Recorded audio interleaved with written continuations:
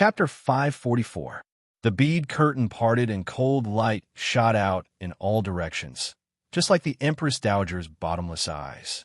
The Empress Dowager stared coldly at Shu Wu and said each word clearly. Shu the scholar, lying about an edict is a great crime of deceiving the monarch. Shu Wu's expression changed slightly.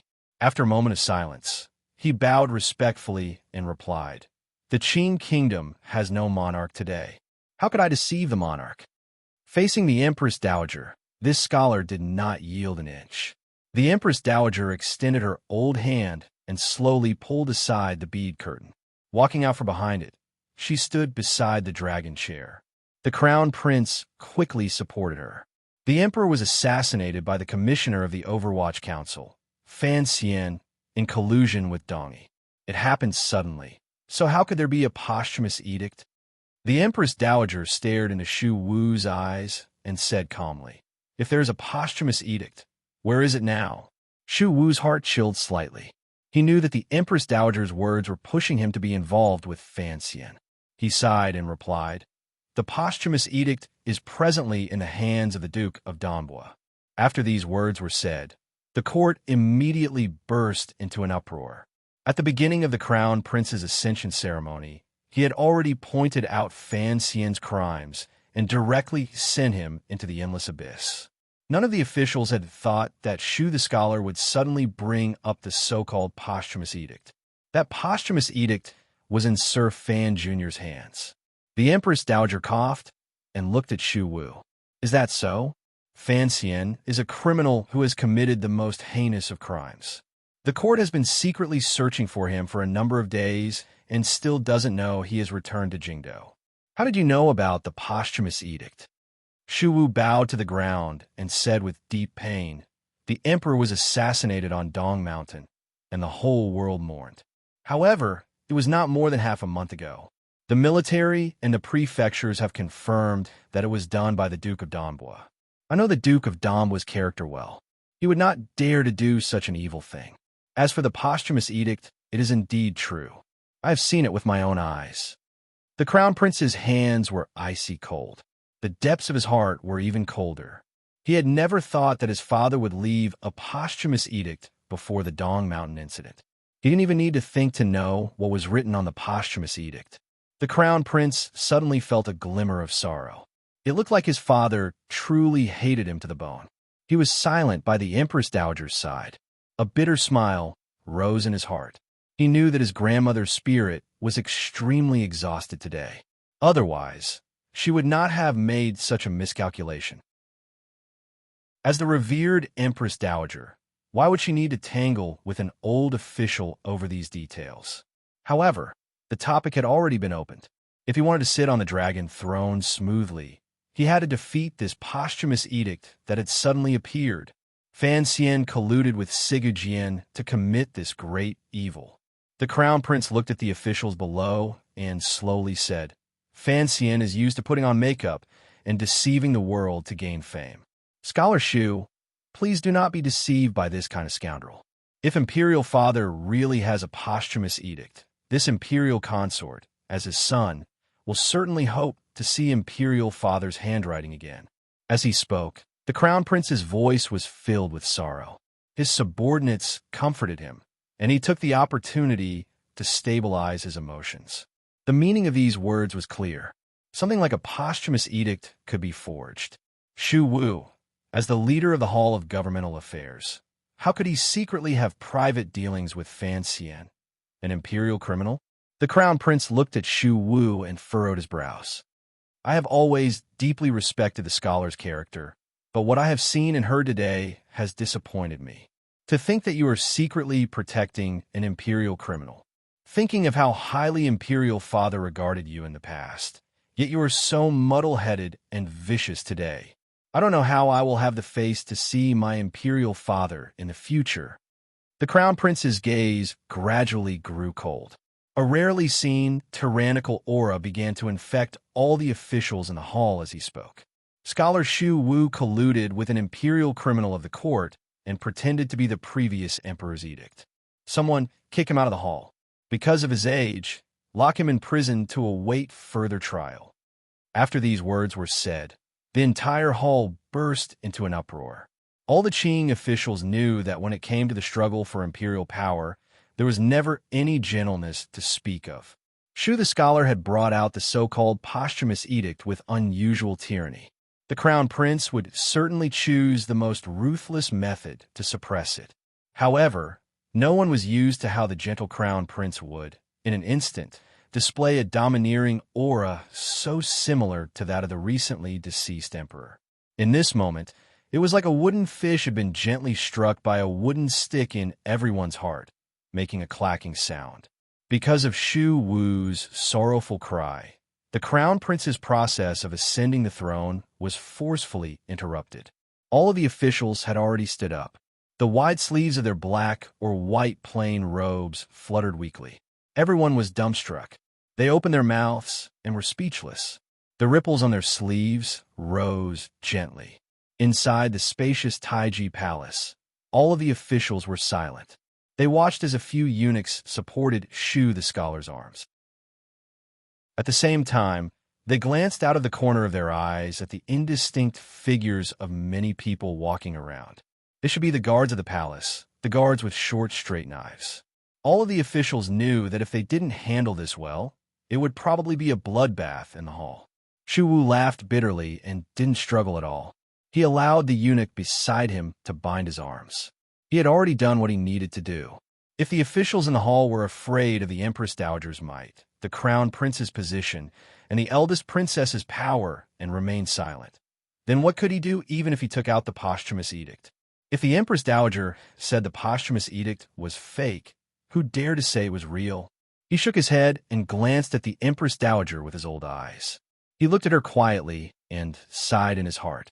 Why did Fan Xian insist on not using the posthumous edict to contact the officials? If he had made contact last night in the officials' manners, with the emperor's posthumous edict protecting them, these civil officials would have been more daring. They would not have sunk into loneliness like they did today. The posthumous edict that the Qing emperor had personally written was not thrown into a brass basin by the Empress Dowager and burned. What was burned was only a piece of white paper in the envelope.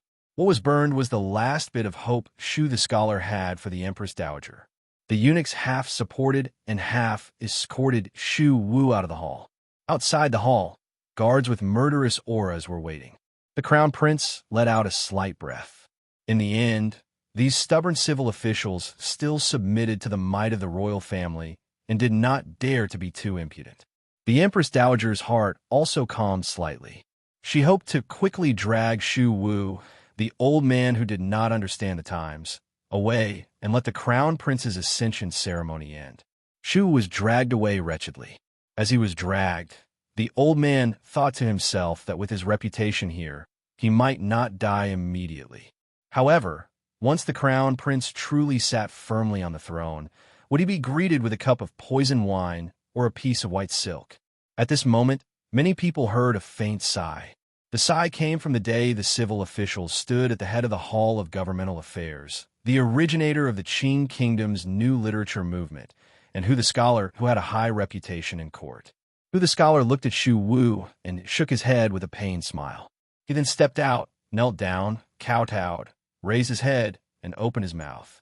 I asked the crown prince to take back the edict. The officials were in an uproar. The Empress Dowager's expression changed slightly. The hand hidden in her sleeve trembled slightly. She had not expected that Hu the scholar would stand out at this time. No matter how good his personal relationship with Shu Wu was, on this sacred moment when the country was passing on its throne, Hu the scholar lowered his head. The 3-inch beard on his chin was incomparably calm. Since the emperor has a posthumous edict, I dare ask the Empress Dowager to announce the emperor's edict in the palace. Not waiting for the Empress Dowager and the crown prince to speak, Hu the scholar lowered his head and continued. The Dong Mountain matter is full of doubts. If the Duke of Donghua had already returned to the capital, he should be summoned to the palace to present the so-called posthumous edict in person. The matter of treason should be investigated by the 3 divisions. How could it be decided carelessly by the military's intelligence? The emperor's life and death is a matter of great importance. Up until now, We have not seen the dragon's body or heard the Tiger Guard's reports. The Overwatch Council is in chaos. The leader of the Qing civil officials spoke faster and faster. Even the Empress Dowager's cold rebuke did not stop him from speaking. I think the most important thing now is to find out the truth about Dong Mountain. The only one who knows the truth about Dong Mountain is the Duke of Donbua. Whether the posthumous edict is real or fake, we still have to see it. Whether or not the Duke of Donbua should be hacked to pieces will have to be discussed after he is captured. I believe that capturing the Duke of Donbua and bringing him to justice is the most important matter. I sincerely ask the Empress Dowager to make a clear decision. It was silent in the palace for a long time. The Empress Dowager looked at Hu the Scholar with an ashen face and said 3 times, "Good, good, good, good, you killer Hu." Killer Hu was the bandit title the Qing Emperor had given Hu the Scholar as a reward for his upright and clear heart. The situation in the palace was dangerous. After a long silence, Hu the Scholar suddenly made a clanging sound. In front of the Empress Dowager and the Crown Prince, he did not yield an inch. Every word and sentence stabbed at the hidden truth. The Empress Dowager's eyes slowly narrowed, and a cold light gradually grew. However, the Crown Prince's expression remained as calm as usual. His eyes swept down. The Crown Prince had his own trusted aides in court. Although the officials often swung back and forth between the Crown Prince and the Second Prince because of the eldest princess's methods, they still stood out bravely at a time like this. The Minister of Appointments, Yan Hangshu, gazed at Hu the Scholar and said coldly, "Earlier, the Empress Dowager had already ordered Fan Xian to be stripped of his title and confiscated the Fan family. For you to still call him the Duke of Donbua is somewhat inappropriate. Fan Xian has committed the great crime of treason. You 2 scholars have not forgotten to argue for him today. I wonder if there is some unspeakable secret behind this." Shu Wu was at the door. He looked with shock and relief at Hu the Scholar kneeling below the dragon chair. Hu the Scholar didn't even glance at the minister and said with disdain, "I am an official of the Qing kingdom and the emperor's official. I am the head scholar of the Hall of Governmental Affairs. I handle national affairs by imperial edict. If the emperor has a posthumous edict, I will read it. What cannot be revealed?" The 3 princes in the row below the dragon chair each had complicated emotions.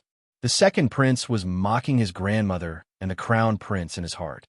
He thought, "You have to walk the open and honorable path when it concerns the chair. No wonder you have caused so much trouble." The great prince, on the other hand, was silently calculating whether the posthumous edict the 2 scholars spoke of was true or false. Only the youngest third prince lowered his head slightly and felt the hard feeling coming from his calf. His heart felt a chill. He wondered what he should do if a large group of guards charged in later. Of course, he wouldn't allow the Crown Prince to kill all of these old officials. The Crown Prince, standing high on the dragon chair, looked coldly at Hu the Scholar kneeling below. His emotions were complicated. He thought to himself that his aunt's judgment had indeed been correct. Of the Qing kingdom's 2 arms, other than the military, the civil officials always had their own brains. This brain was something the emperor allowed them to have. At this moment, this brain was beginning to bring endless trouble to the Crown Prince's path to the throne. Both scholars have stood out. The Crown Prince thought self-mockingly in his heart. He then coldly opened his mouth and said, "As an official, you falsified a posthumous edict. Hu the Scholar, you should also reflect on yourself." As his words fell, another unit guard came forward and supported Hu the Scholar's 2 sides. In an instant, Taiji Palace was immediately filled with a terrified atmosphere. 2 scholars of the Hall of Governmental Affairs opposed the Crown Prince's ascension. Both scholars were going to be taken into prison. When was the last time such a situation had occurred in the history of the Qing kingdom? No official could think of it. They only knew that these 2 scholars were the leaders of the civil officials. If the Crown Prince was unable to subdue them openly and could only use such violent methods to suppress them, then many problems would eventually appear. The problem of the heart of the court. This problem immediately appeared as Hu the Scholar was being escorted out of Taiji Palace. When Hu the Scholar and Shu the Scholar looked at each other and smiled wordlessly at the door, The civil officials who had been standing solemnly in Taiji Palace for a long time knelt down with a crash. It was a black mass. "Please, Empress Dowager, reconsider. Please, Crown Prince, reconsider." Half of the civil officials knelt down in an instant and cried out in unison. This was no longer just pleading for mercy for the two scholars. This was already a demonstration to the grandfather and grandson on the dragon chair. It was telling the people of the Leaf family that in the Qing court, it was not only the two scholars who were not afraid of death. There were many other people.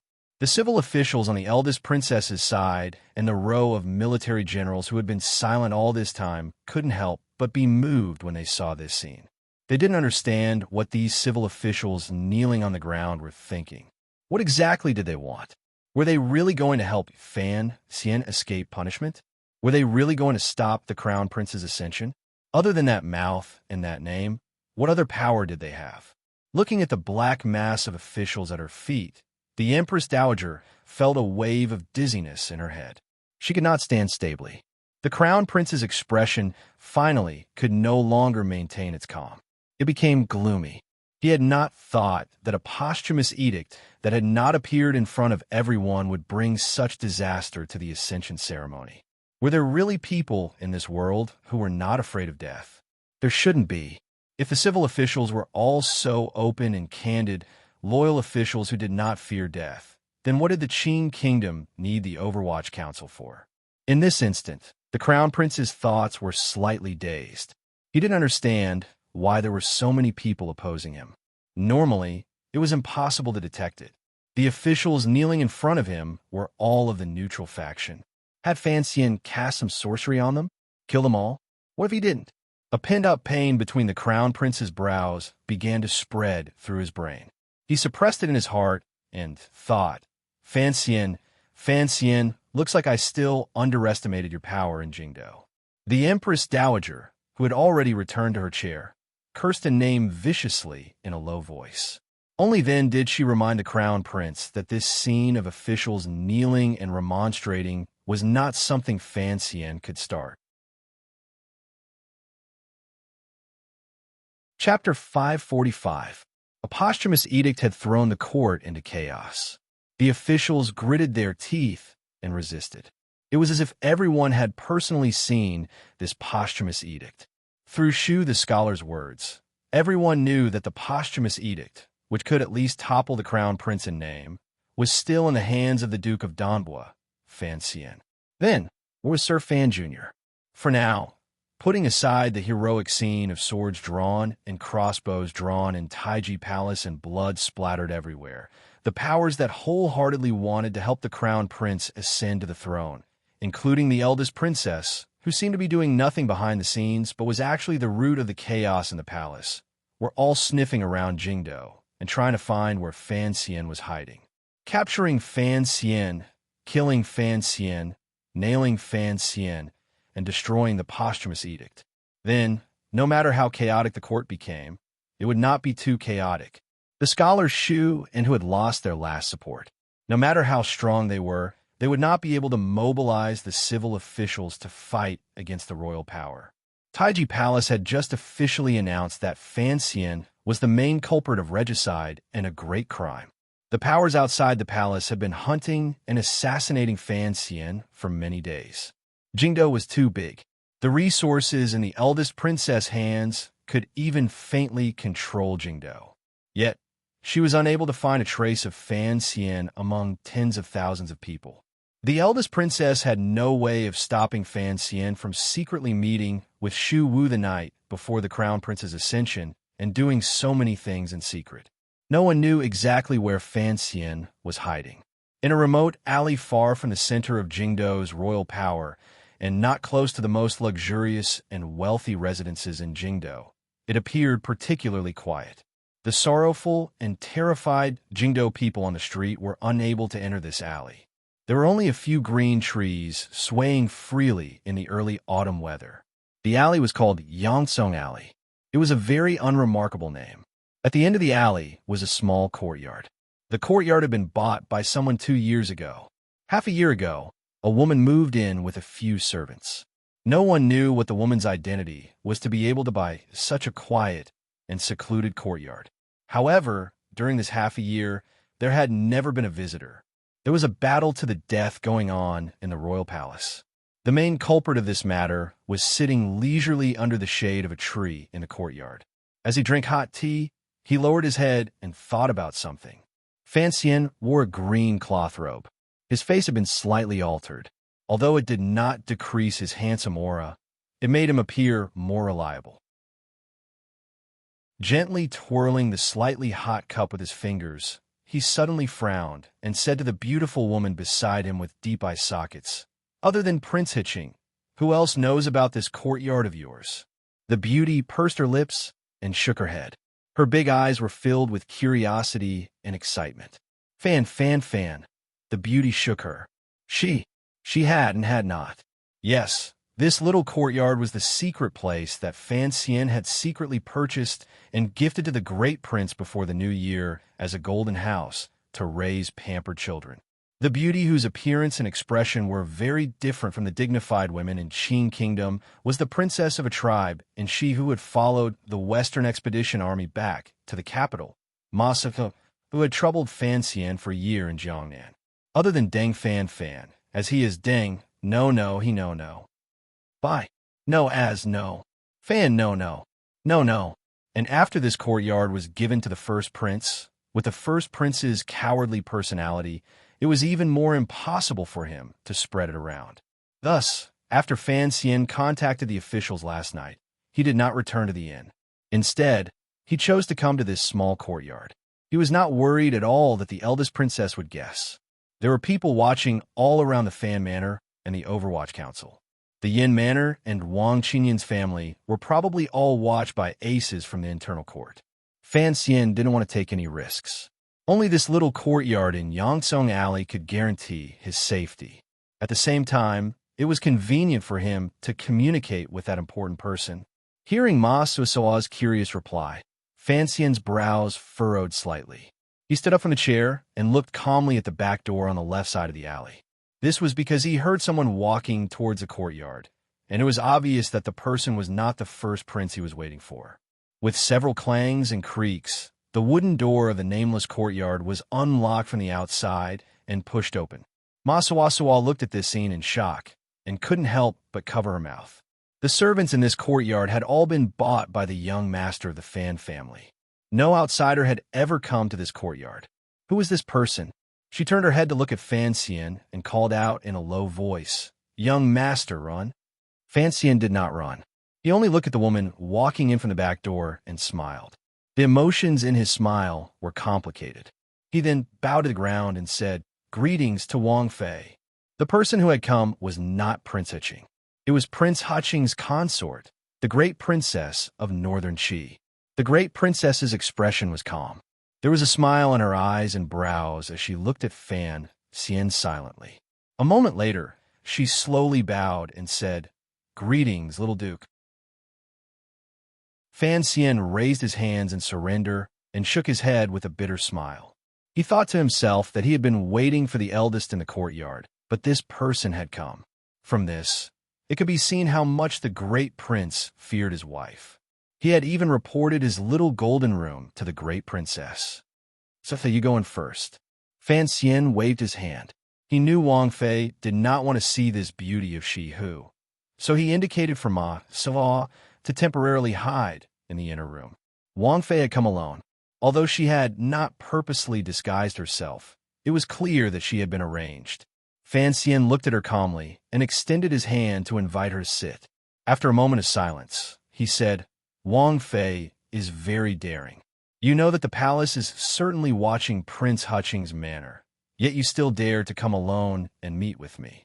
After contacting the civil officials last night, the person Fan Xian wanted to contact the most was the great prince, who controlled the imperial army.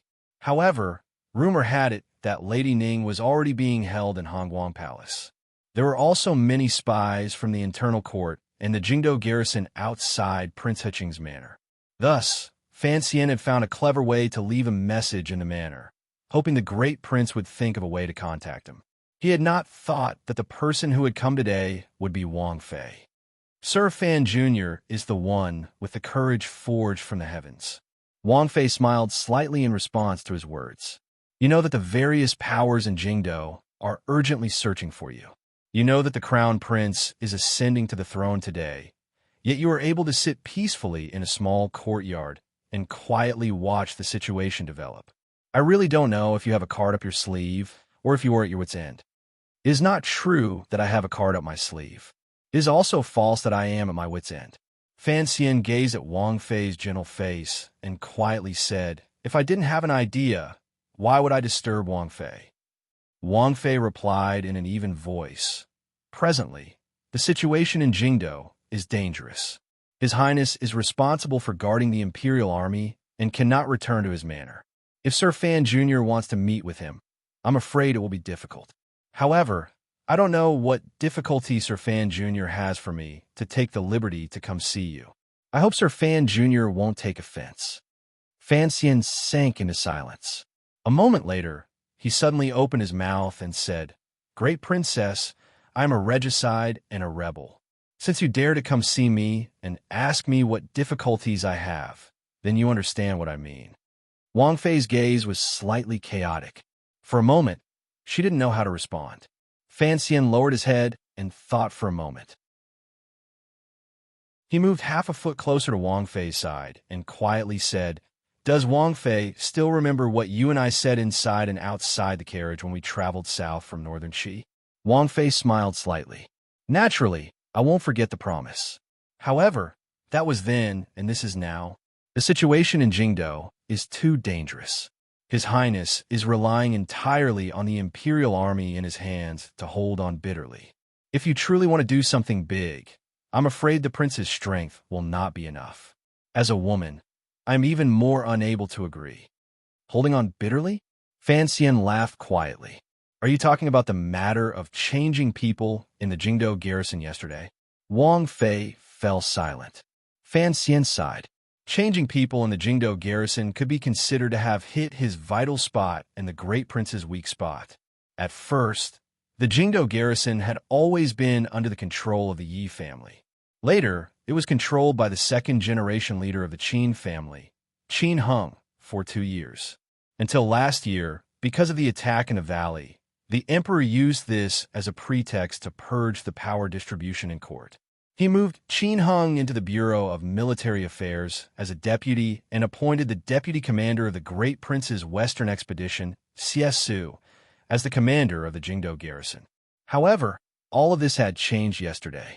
After the Empress Dowager stabilized the palace, her first order was to remove Xie Su and have Qin Hung once again become the commander of the Jingdo garrison. Xie Su had been removed for no reason. However, because of the emperor's assassination, the imperial army was under great pressure and could not speak at all. Furthermore, this fierce general of the Western expedition had been in charge of the Jingdo garrison for less than half a year. It was impossible for him to form his own power. The Qin family had changed hands and taken it back. The Great Prince and Xie Su could do nothing about it. Fan Xian also had a headache over this matter. The control of the Jingdo garrison had changed hands. Putting aside the major matter that Su Maokai of the Jiaozhou Navy had suggested to him, it meant that all of the military power on the outskirts of Jingdo was already in the hands of the Qin family. He glanced at Wang Fei and furrowed his brows. The Jingdo garrison is stationed at Yuantai. As long as there are no problems with the 13 city gate guards, the one who can resolve the situation in Jingdo is still the Imperial Army. I have never forgotten my promise to you, sir. Wang Fei looked at him and quietly said. However, you have returned from Dong Mountain. You don't know how strict the palace in Jingdo is right now. The king is still able to barely control the imperial army because the Empress Dowager has not given an edict. Fan Xian was silent. Wang Fei continued. Why is the Empress Dowager at ease letting the king control the imperial army? Because she knows that the king is a straightforward lover. He will not cause chaos or rebel. Without waiting for Wang Fei to finish, Fan Xian had already smiled. The current situation is that someone in the palace is rebelling. Wang Fei forced a smile and said, The The problem is whoever sits in Taiji Palace has the right to decide who is rebelling. If you, Duke of Donbua, were in the palace right now, by the Empress Dowager's side, reading the posthumous edict that has already been publicized today, I can guarantee that the king would be your strongest supporter. Take out the posthumous edict, Wang Fei suddenly urged. No matter how you look at it, if the posthumous edict is publicized right now, there is still a fighting chance. Otherwise, we can only continue to be passive. No, there are still many people who have not moved, such as my mother-in-law. Fan Xian calmly said. With the posthumous edict on me, it can at least maintain peace for a period of time. Once the posthumous edict actually comes out, then the two sides will have no choice but to fight openly. Wang Fei said with slight mockery. Even at a time like this, does the Duke still want to maintain a calm and clear mind? Fan Xian smiled self-mockingly and said, I am not a stupid person. The reason why the posthumous edict hasn't been publicized is actually the same as what Wang Fei said earlier about the king's silence. He stared into Wang Fei's eyes and slowly said, Lady Ning is in the palace. Of course, the king cannot do anything. Don't forget, my wife and concubines are also in the palace. If we were to fight openly, neither the king nor I would be able to bear such losses.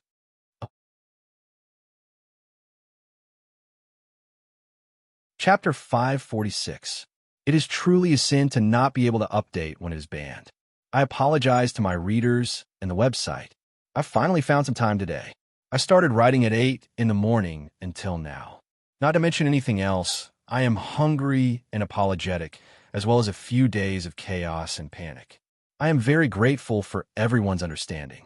I sincerely bow and step off the stage. Hearing these words, Wang Fei immediately didn't say anything more. She and Fan Xian both knew that after the three riders entered the capital, the Empress Dowager's seemingly chaotic and hurried edicts were gradually showing their use.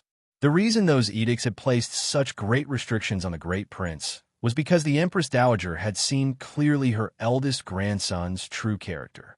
He disregarded his birth mother and pursued his own interests. In the Empress Dowager's view, perhaps Fan Xian was such a sinister character, but the Great Prince was definitely not. The Duke of Donbua has only been one night and caused such a ruckus in Jingdou.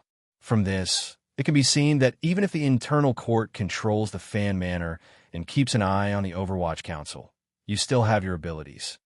Wang Fei furrowed her brows slightly.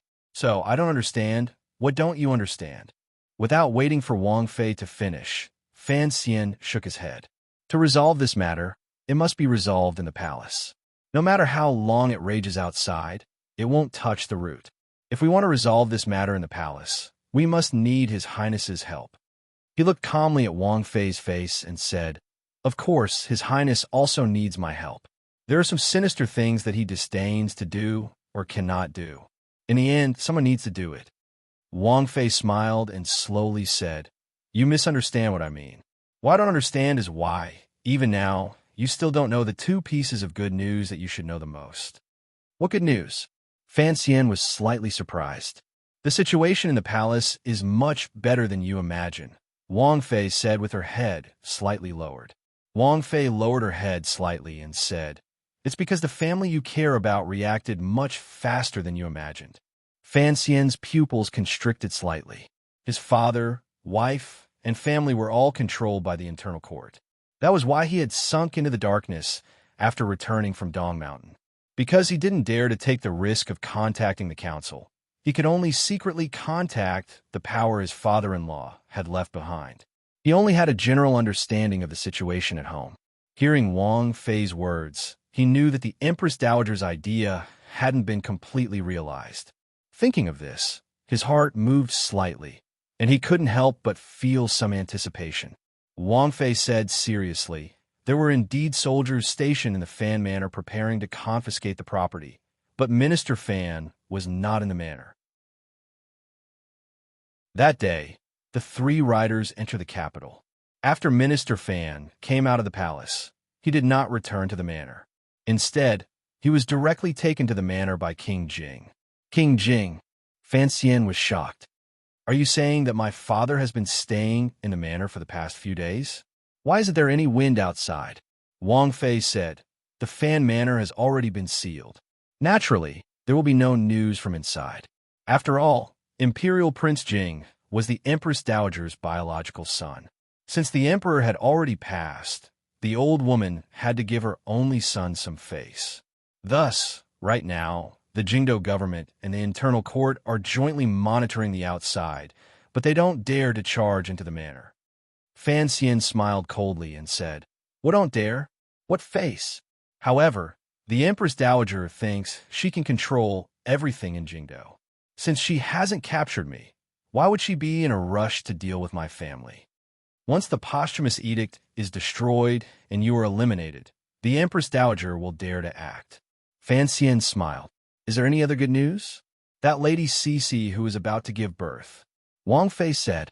A dozen days ago, she went with Princess Chun and a young master of the Lin family to the Fan Manor. Fan Xian furrowed his brows slightly.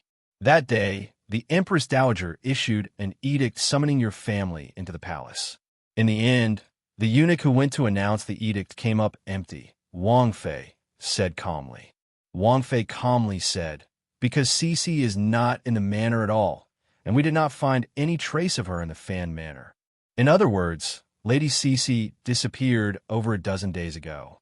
Wang Fei gazed at Fan Xian with a glimmer of admiration in her eyes.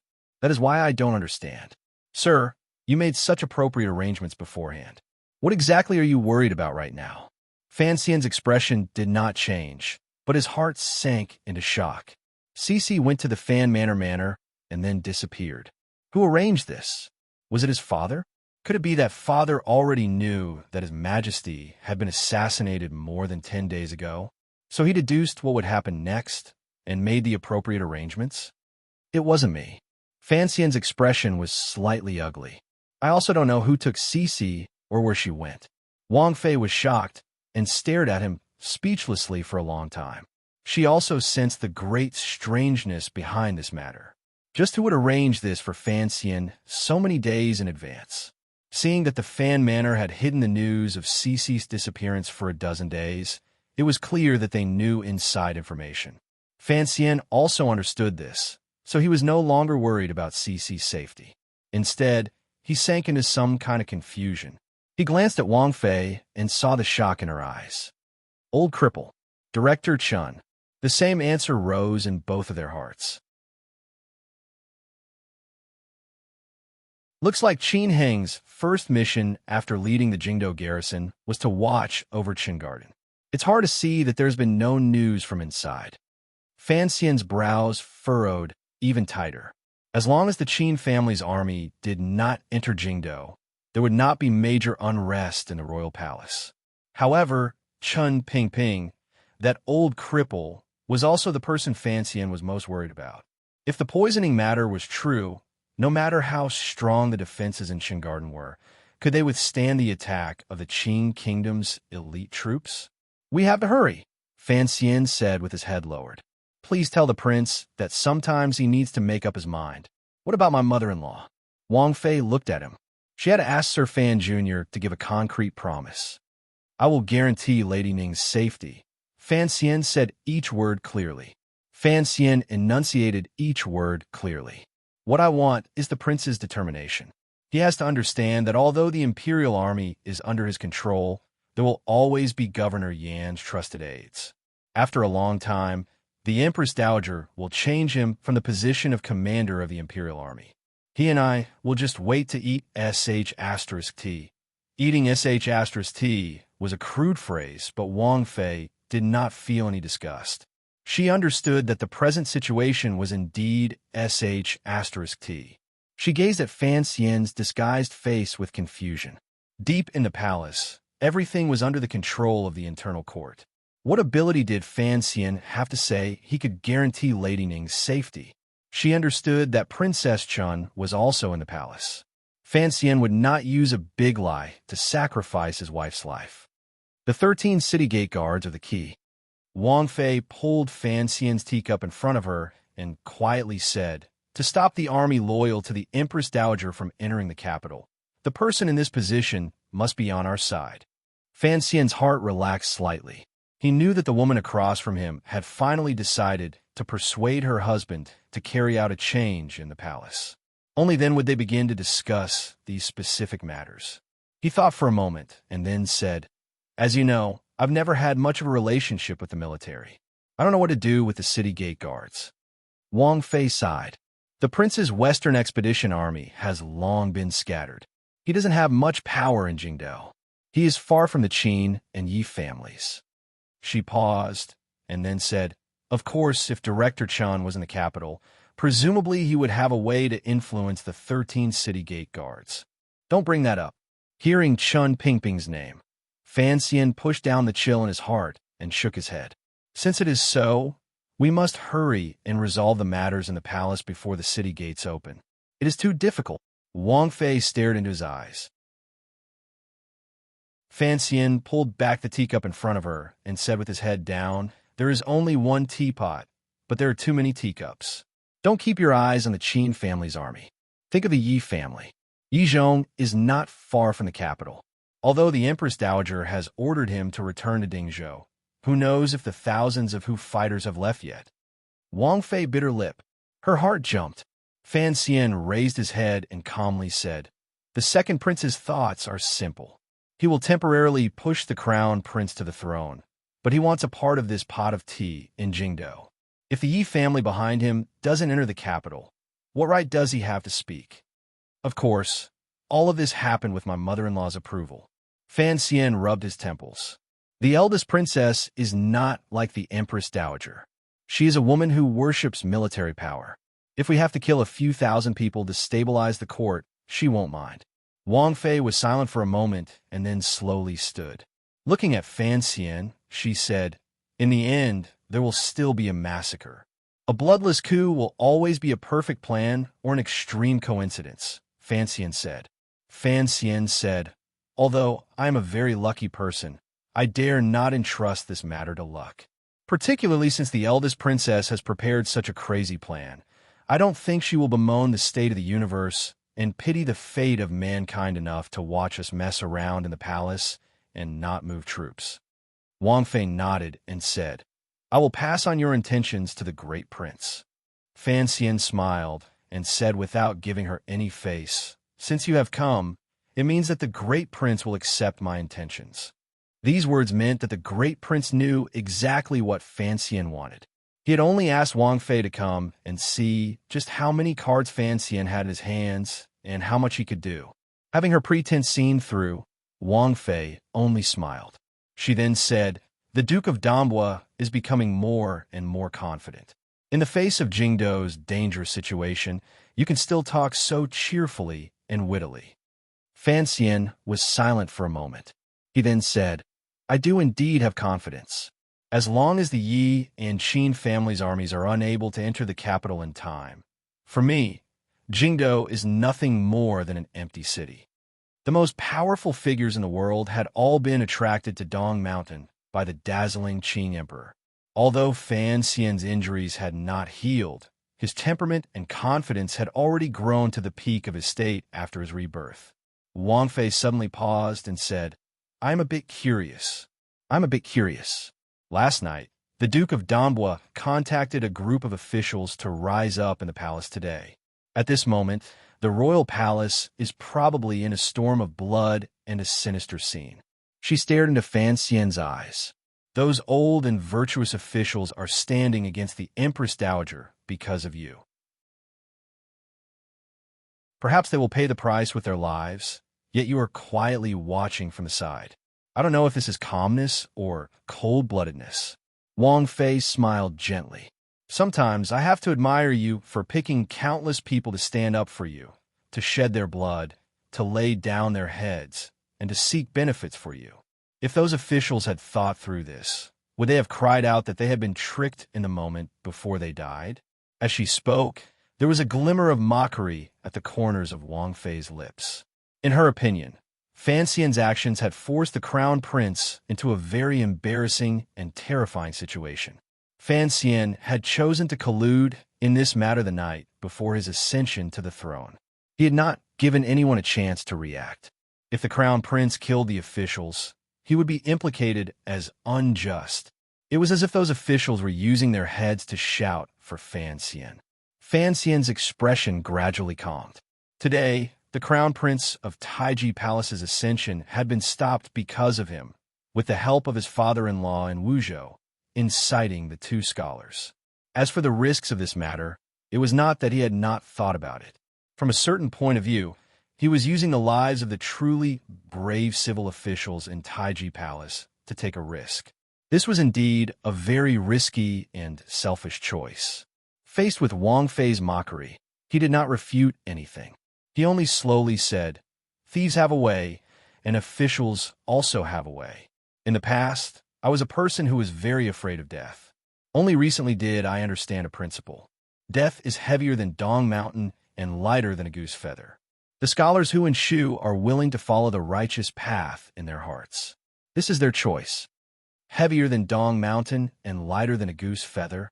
Wang Fei repeated these words and looked at Fan Xian's face in a daze.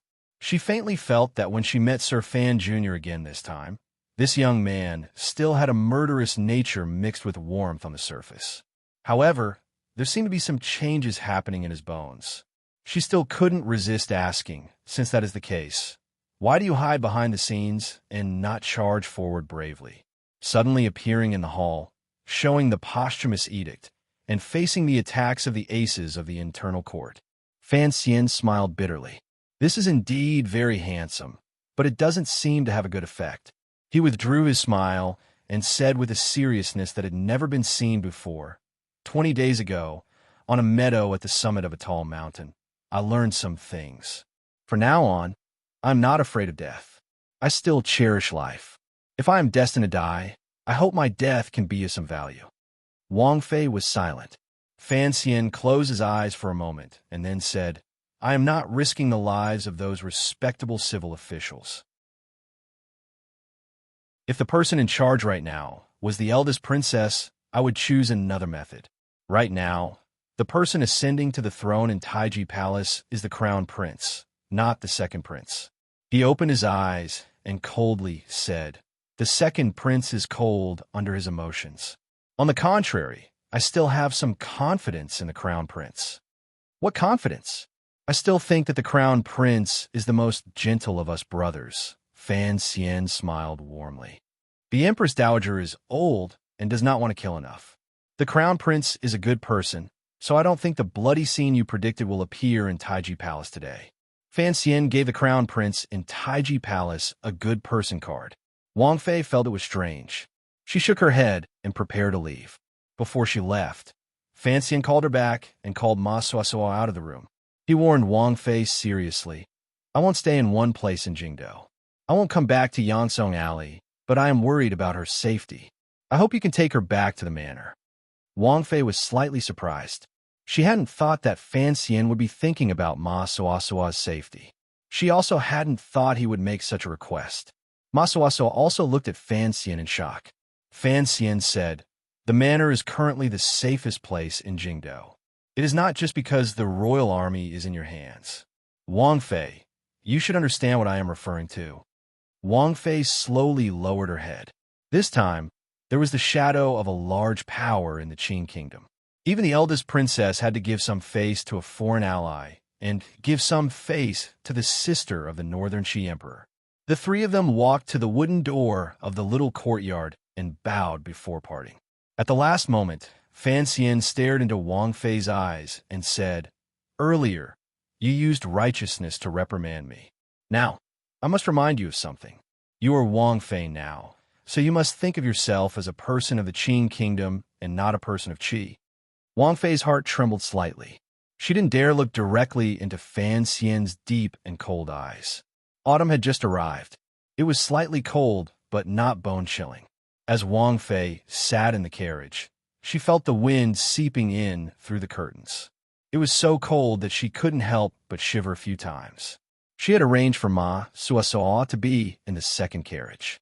Even if Fan Xian hadn't asked her to look after that unfortunate Hu girl, Wang Fei would not have left her in Yansong Alley. If she died, how would she explain it to the king? Wang Fei shivered again. She was the only one in the carriage. She had enough time to reflect on Fan Xian's last words. She knew that Fan Xian already had a comprehensive plan for this entire matter, which was why he was reminding her.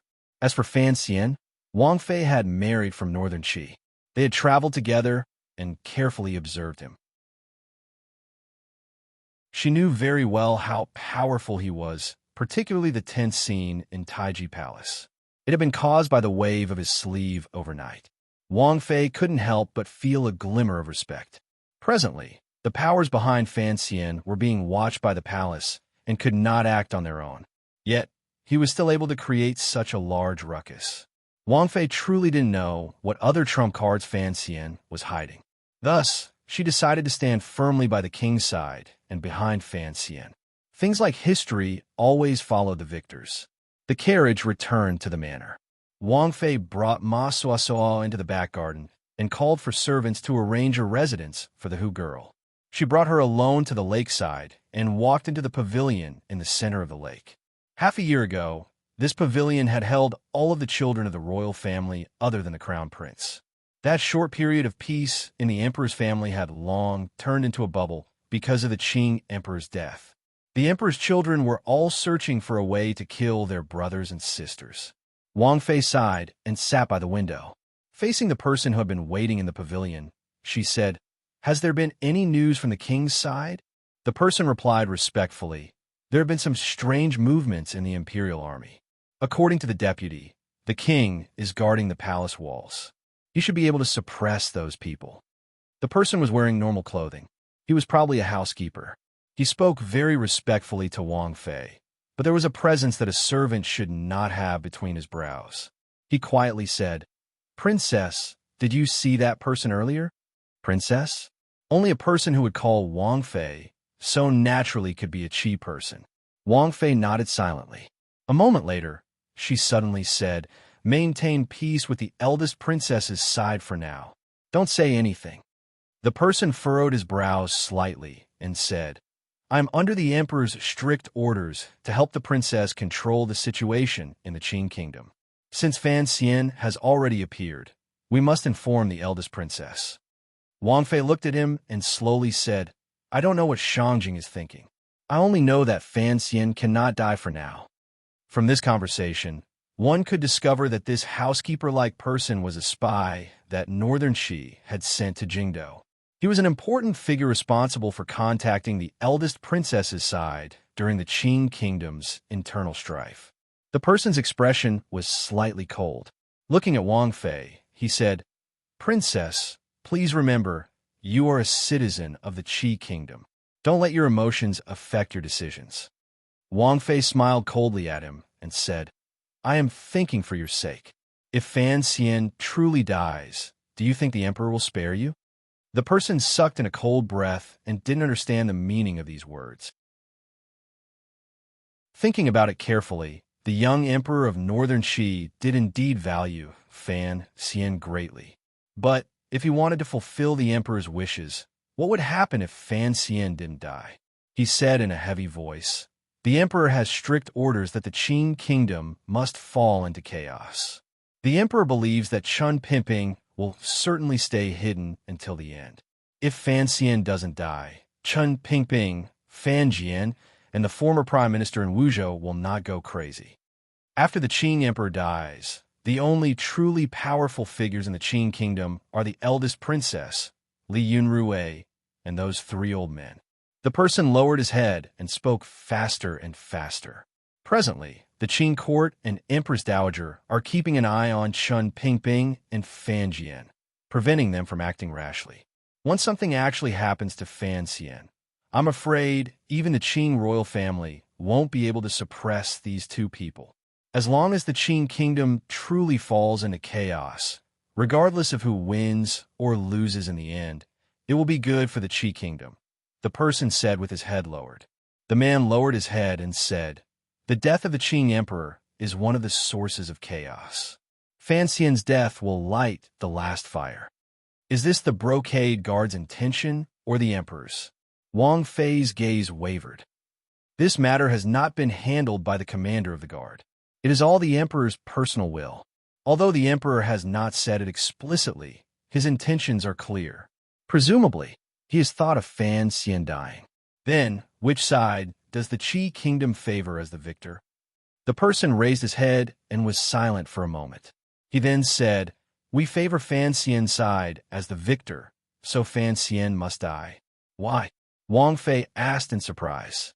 "Even if you help him, he cannot defeat the powerful armies of the Yi and Qin families." "I don't dare rashly guess the emperor's intentions," the person said calmly. "But, presumably, the emperor has confidence in Chen Pingping." "All right, even if it is as the emperor says, Fan Xian dies, Jingdou falls into chaos, and Director Chen borrows celestial soldiers and generals." Wang Fei furrowed her brows and said with slight mockery, "If the eldest princess's side loses and the people behind Fan Xian regain control of the Qin court, so what? It would probably be better for Fan Xian to be alive. If they win, given Fan Xian's good relationship with our court, the world will probably be peaceful for decades." The person stared at Wang Fei in a daze. A moment later, he said, "Princess, do you really not understand the emperor's intentions?" "What do I mean?" Wang Fei furrowed her brows slightly. The person quietly said, "Everyone's eyes are on the crown prince, the second prince, the third prince, and Fan Xian. If it truly becomes a mess, the prince controls the imperial army. Additionally, he has always been on good terms with Fan Xian. Director Chen sees him as a nephew. Minister Fan's pain of losing his son. No matter how you look at it, the prince has the greatest chance." Wang Fei's body shook and she sucked in a cold breath. Looking at the top of the person's head, only now did she understand that her brother, far away in Shangjing, was planning such a sinister and terrifying deal. Her brother in Shangjing definitely did not just want to kill his peers on the dragon chair. If one Qing emperor died and another Qing emperor was reborn, as long as the Qing kingdom's national strength was not damaged, the situation between the three countries would not change. If the great prince of the Qing kingdom actually succeeded the throne, he would marry the great princess of northern Qi and have the blood of Dongyi in his body. Would the future Qing kingdom still be the overbearing Qing kingdom it was now? Wang Fei held her forehead. The depths of her heart were filled with shock. She had not known that her young and inexperienced brother had such shrewdness to have embroidered so many things that suited her on the outside of this web. "The prince won't do it." She held her forehead and sighed. The person said with a dark face, "If Fan Xian dies at the hands of the eldest princess, the prince will probably feel despair for his brothers. Sorrow is sometimes a power that can stimulate one's ambition." "No." Wang Fei suddenly raised her head and resolutely said, "You don't understand. The emperor also doesn't understand what kind of person the prince is. Fan Xian cannot die. I don't care what Shangjing's plan is, but at least Fan Xian's whereabouts cannot be revealed from my side." The person glanced at Wang Fei with slight pity and apology. He knew that if this really happened, and the prince found out that Wang Fei had betrayed Fan Xian, there would probably be big problems between husband and wife. No wonder Wang Fei firmly did not allow this. However, he lowered his head and bowed. "Apologies, princess. I will take full responsibility for this matter. When the carriage left Yangsong Alley earlier, I had already notified the eldest princess of the Qin kingdom." Wang Fei's body shook. She stared at the person in disbelief. Her gaze quickly passed through the window and toward the clear sky outside the manor. She didn't know if Fan Xian would be able to keep his life. Fan Xian was a careful person. Otherwise, he would not have allowed Wang Fei to take Ma Suosuo away. After all, he could not imagine that Wang Fei, who already saw herself as mostly a Qing person, still had a pure Qi person by her side. Given his relationship with the Northern Qi Emperor, even if Northern Qi had participated in the assassination of the Qing Emperor, he still thought that Northern Qi would not target him. Thus, he stayed a little longer in the courtyard in Yangsong Alley until the sky gradually darkened. Only then did he put on a normal straw hat and walked out of the courtyard and the alley. Amidst the white banners between the private residences, he headed in the direction of the first bureau of the Overwatch Council. He decided to take the risk to find Mu Tai. The silence in Chan Garden outside Jingdou made him feel a glimmer of inauspiciousness. Perhaps everyone in the world would think that Qin Pingping was still silently enduring and waiting, but Fan Xian did not think so. Distance created a sense of beauty and mystery. Fan Xian, who was incomparably close to the crippled old man, knew that Qin Pingping was old and did not have much time left in his life. At such a time, he was truly worried about the safety of Qin Garden. Qin Garden was on the outskirts of Jingdo and did not have tall palace walls. Even if the 500 Black Knights were not far from the garden, how could they stand against the Qing military's attack? His mood was anxious, so he didn't pay much attention to his surroundings. His ears twitched, and he heard the sound of horse hooves coming from a distant street. Only then did he know that his whereabouts had finally been caught by the eldest princess for the first time. Fan Xian turned his head and used his professional gaze to immediately see the 3 spies following him not far to his right. He furrowed his brows and turned into a small alley behind him, trying to disappear among the layers of private residences in Jingdo before they closed in. The 3 spies followed him without fear of death. Fan Xian turned his body. His left hand sliced out horizontally and chopped down on the throat of the person closest to him. There was the sound of bones breaking as the person fell limply to the ground. Immediately after, he kicked the second person's genitals. His left hand dug in, and a crossbow bolt flew out from his sleeve and pierced into the third person's eye socket. He acted very casually, cleanly, and clearly, but also incomparably fast. He didn't give the 3 people any time to sound the alarm. Fan Xian knew that there were eldest princess people beside him, so he didn't stop. His left hand stuck to the stone wall beside him and prepared to flip onto the eaves. A person flew down from the sky. A metal palm the size of a cattail leaf fan headed toward Fan Xian's face. The wind from the palm was like a knife. It made Fan Xian's eyes narrow and his face hurt. Only now did he understand that his words earlier in the council and Wangfei had been a bit overconfident. The top aces in the world had probably all been destroyed on Dong Mountain. However, Jingdo was a place of hidden dragons and crouching tigers. The aces of the military still came in an endless stream. For example, the palm coming right now was at least at the 8th level. Fan Xian narrowed his eyes and flipped his palm to meet it. The 2 palms faced each other without a sound. It was as if they were stuck together. In the next moment, he took a deep breath and relaxed his knees slightly. Threads of dust shook out from under his cloth shoes. There was a muffled thud. The bones of the military ace's wrist, arm, and sternum were all shattered. His entire body was sent flying into the sky by a copious and irresistible tyrannical power. Spraying out fresh blood, the ace flew miserably with an expression of disbelief on his face.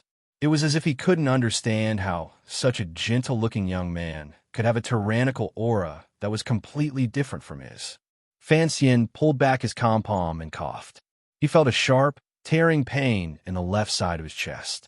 He knew that the heavy injury Yin Xiaoi had given him was beginning to act up again. He knew he couldn't fight for long. He had to immediately escape the eldest princess's pursuit. However, after sending the ace flying with 1 palm, he was also stopped for a moment. In an instant, the entire small alley was surrounded by people. Fan Xian narrowed his eyes and looked.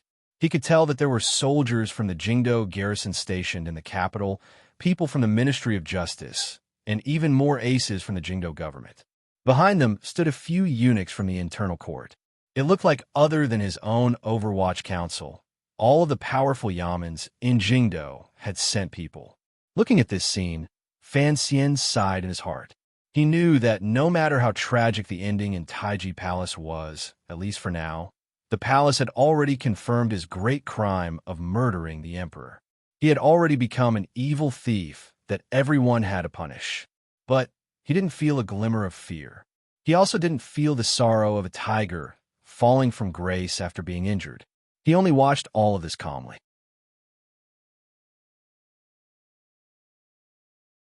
Chapter 547. Kill. Shouts of killing rang out from all directions in the alley. Countless people surged toward Fan Xian, who was standing in the middle of the alley. The tide of people surged forward. It was like a large river running into an immovable rock. Water splashed in all directions. The sound of sharp blades slicing through flesh pierced into people's eardrums. Then, the 4 people at the very front fell down like 4 pieces of wood. They clutched their throats and fell down. Fresh blood flowed endlessly from their hands. A slender black dagger had appeared in Fan Xian's hand. There were a few drops of dark blood on the blade's lightless edge. The deaths of a few people could not force back everyone's charge. The soldiers' charge did not even pause for a moment before they once again drowned out Fan Xian. The black light flashed again. This time, Fan Xian sinisterly chose to strike downward. He no longer tried to kill with one strike or slice open the throats of the soldiers. Instead, he slashed a few times at the legs and abdomen of the people around him. At the same time, several bloody wounds appeared on their bodies. The flesh that had been flipped open spurted out bright red blood. After a moment, the blood immediately turned black, and a faint fishy smell wafted out. A number of particularly wretched cries rang out in the alley. The injured people would not die immediately. They were in incomparable pain from the poison on Fan Xian's black dagger. The rising and falling of the wretched cries finally brought the soldiers surrounding Fan Xian to their senses. It made the people holding long spears and sharp blades remember the legendary power and viciousness of Sir Fan Jr. The tide of people paused. Taking advantage of this opportunity, Fan Xian charged toward the back of the alley like a wandering spirit. Like a shadow and wind, he moved close to the people's bodies. Occasionally, he stretched out a demonic palm and gently brushed it across their earlobes, fingers, armpits, and other weak spots. Each brush left behind a wretched cry and an injured person who fell to the ground. In this instant, Fan Xian chose a small trick. This was the best way to save energy and not use up Qi. The crowd was surging, and moving like this was the most suitable method. Every time he made a move, he no longer intended to make the soldiers beside him fall, but to make them cry out in pain and jump up, turning them into leaping trees to conceal the cunning beast he was. In the twilight, he fled towards the back of the encirclement. Not far away, a general who was in charge of the search looked at the commotion, and a trace of coldness and fear flashed through his eyes. He had never imagined that there would be someone in this world who could turn himself into a wandering soul, who could pass through the crowd of people who were chasing after him under the watchful eyes of the public, leaving behind a trail of blood and taking away fresh lives. But this person seemed to be so casual, as if he was walking through a field of flowers without a single leaf touching him. Fan Xian didn't even have a single wound on his body, and he had already killed and injured more than 20 people. Amidst the chaos of the encirclement, he had forcefully advanced a distance of 30 meters. "Stop him!" The general looked at the commotion that was getting closer and closer. His pupils constricted, and he roared in a hoarse voice, "Kill the traitors!" The sound of a crossbow being knocked rang out. In such a noisy environment, it actually appeared very weak, but it was particularly terrifying. In the crowd, Fan Xian, who was holding a dagger with 3 fingers and gently making intimate contact with the soldier's muscles, heard the sound of the crossbow outside the encirclement. His right hand paused for a moment. His ears accurately captured a familiar sound, so his heart tightened and caused his right hand to pause for a moment. It stabbed into the chest of a bailiff who was leaping toward him in fear and forgot to pull it out. Jingdo strictly forbade the use of crossbows, except for the Overwatch Council, which had been specially permitted by edict. Hearing this sound, Fan Xian knew that the eldest princess had already mobilized the power of the army through the Qin family or the Yi family to sneak into Jingdo. He didn't have time to think about the problem of the 13 city gate guards. Instead, he unconsciously felt a chill. The extreme danger of the attack in the valley had left a deep impression on him. This thought only lasted for a moment. In the next moment, his foot stomped down and landed heavily on the hard stone ground with a bang. With just one foot, the square, hard stone slab split open in the middle. The corners of the slab rose up and headed toward the bodies of the soldiers leaping toward him. When he moved through the encirclement, It appeared easy and casual. In reality, he was moving with unusual speed and powerful, precise control. That was why he needed such a powerful and tyrannical kick to stop his body that was moving at high speed. The stone slab split open. In that instant, his body also changed from a fast speed to an unusual stillness. The change between these two extreme states even made the air around him involuntarily make a tearing sound. The surrounding soldiers that had been following him like a ripple did not keep up in this instant. Wretchedly, they fell forward, leaving an empty space 3 feet in front of Fan Xian's body. Thud, thud, thud. The sound of breaking wind rang out. Dozens of sinister and terrifying crossbow bolts grew under Fan Xian's feet like crops. They narrowly missed his body. His right hand continued to stab horizontally. The body of the bailiff hanging from the dagger was suddenly thrown forward by the sudden decrease in speed. His flesh sliced through the sharp black dagger. With a hiss, half of his body was sliced open. He fell heavily to the ground, splashing out countless amounts of blood. The soldiers behind Fan Xian could not stop their feet and directly crashed into his suddenly still body. He pulled back his elbow. 2 muffled sounds rang out, and 2 figures were sent flying into the sky, shattering into pieces in the dusk sky, drawing countless shocking arcs in the air. Before the next round of crossbow bolts arrived, Fan Xian glanced at the general at the end of the alley from a distance. The tip of his foot pushed off the ground. Unexpectedly, he followed the 2 broken shadows he had sent flying and flew in the opposite direction toward the sky above the alley. The general felt Fan Xian's icy gaze from a distance and couldn't help but shiver. Gritting his teeth, he said viciously, "Wolf Camp, go, don't let him escape." In midair, the shattered pieces of bone and flesh fell to the ground with a clatter. Immediately after, whooshing sounds broke through the air. A dozen aces flipped onto the eaves and chased after Fan Xian, who was running on the eaves of the commoners not far away. In a moment, the aces of the Jingdo government and the Ministry of Justice led most of their subordinates and followed the path on the ground in relentless pursuit. I want him to die.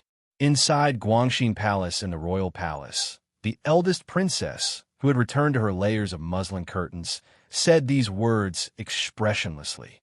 The hymn, in her words, referred to Fan Xian, who was fighting guerrilla warfare with her in Jingdo. As long as Fan Xian did not die, it would be difficult for the eldest princess's expression to show a smile. There seems to be a problem in Chun Garden, the eunuch beside the eldest princess said in a low voice.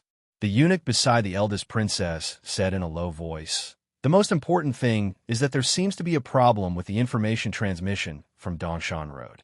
It's already been 3 days, and the last news was 3 days ago." A strange flush suddenly flashed across Li Yunrui's cold and beautiful face. This flush was like the rosy clouds on the horizon, blown by the night wind. It immediately disappeared, becoming the last smear of whiteness before night fell. The corners of her lips twitched slightly. In a quiet voice, she said, "I only want Fan Xian to die. You don't have to worry about the Overwatch Council." "Yes, Your Highness." The eunuch bowed respectfully and then raised his head. It was one of the Qing Emperor's trusted eunuchs, Eunuch Ho, who was on the same level as Eunuch Yao. The eldest princess looked at Eunuch Ho's face with a slight smile and said, "You set that fire in the Eastern Palace very well. I want to see how well you set this last fire in Jingdo." After the Battle of Dong Mountain, no one knew if Eunuch Hong was dead or alive. Eunuch Yao must have already followed the Qing Emperor to heaven. In the present royal palace, the eunuch with the highest seniority, the most power, and the most trust of the Empress Dowager was Eunuch Ho. In the past, the Fan Manor and Lady Lu had spent a great deal of money to win over Eunuch Ho. Who would have thought that all this money would be wasted? From the beginning, he had been the eldest princess's person. The Qing Emperor and Fan Xian had long guessed who had set the fire in the Eastern Palace, but they had not thought of Eunuch Ho. Eunuch Ho bowed respectfully and said, "I will ask the Empress Dowager to issue an edict. However, my words do not have much power. At most, the Empress Dowager can issue an edict to the Imperial Army to join the search. He raised his head and carefully glanced at the eldest princess. As you know, we have already used all the power we can. The imperial army also appeared in Yongsong Alley earlier, but they did not move at all. It is clear that the great prince has other intentions. The eldest princess calmly said, "We cannot move the imperial army."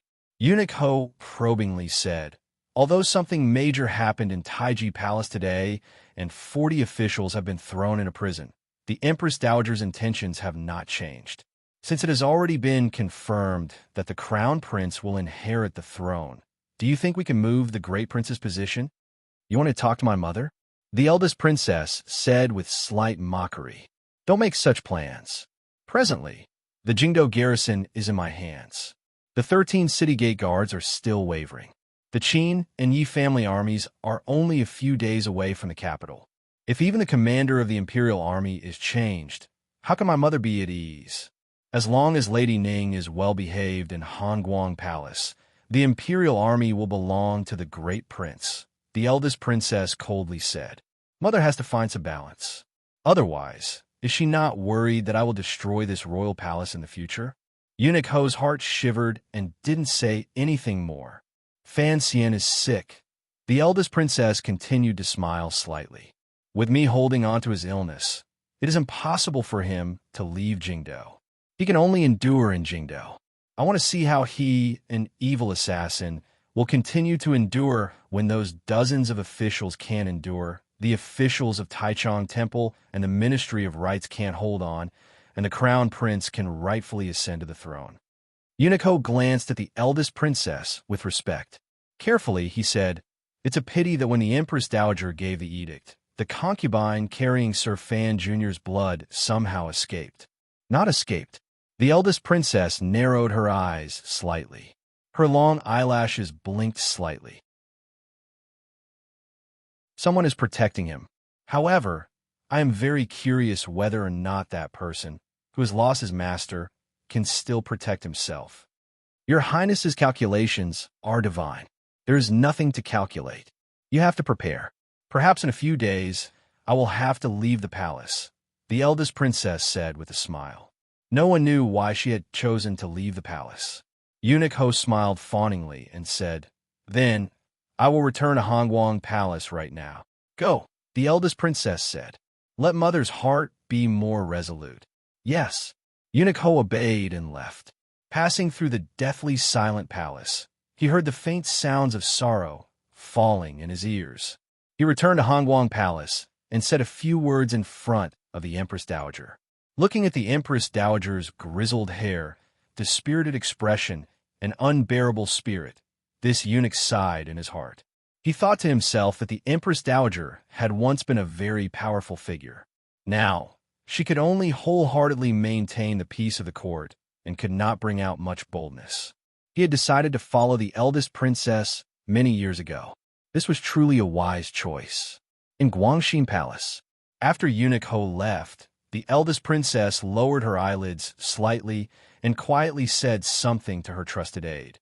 It seemed that she was going to send a message somewhere outside the palace. A few words could be faintly heard. It should be related to the situation outside Jingdo. Then she sat in silence and solitude for a while. She clapped her hands, and palace maids respectfully surrounded or guarded a man and a woman. They walked in from the back of Guangxin Palace and sat by her side. The eldest princess revealed a slight smile and quietly said to the daughter beside her, whose brows did not resemble hers, "Chun'er, mother has already found Fan Xian." Lin lowered her head slightly and gently bit her lower lip. She was not shocked by these words. She didn't even raise her head. The eldest princess furrowed her brows slightly. It was as if she felt a glimmer of anger at her daughter's emotional reaction. In a low voice, she said, "Fan Xian is a rat. If he truly cares about you, then naturally he will come to the palace." Lin suddenly raised her head. Her unusually gentle and watery eyes were filled with coldness and indifference. She looked at her mother. It was as if there were two knives digging into her mother's heart. Word by word, she said, "You asked for me from Hongguang Palace. I had thought you still had some mother-daughter feelings. So, you used your own daughter as bait.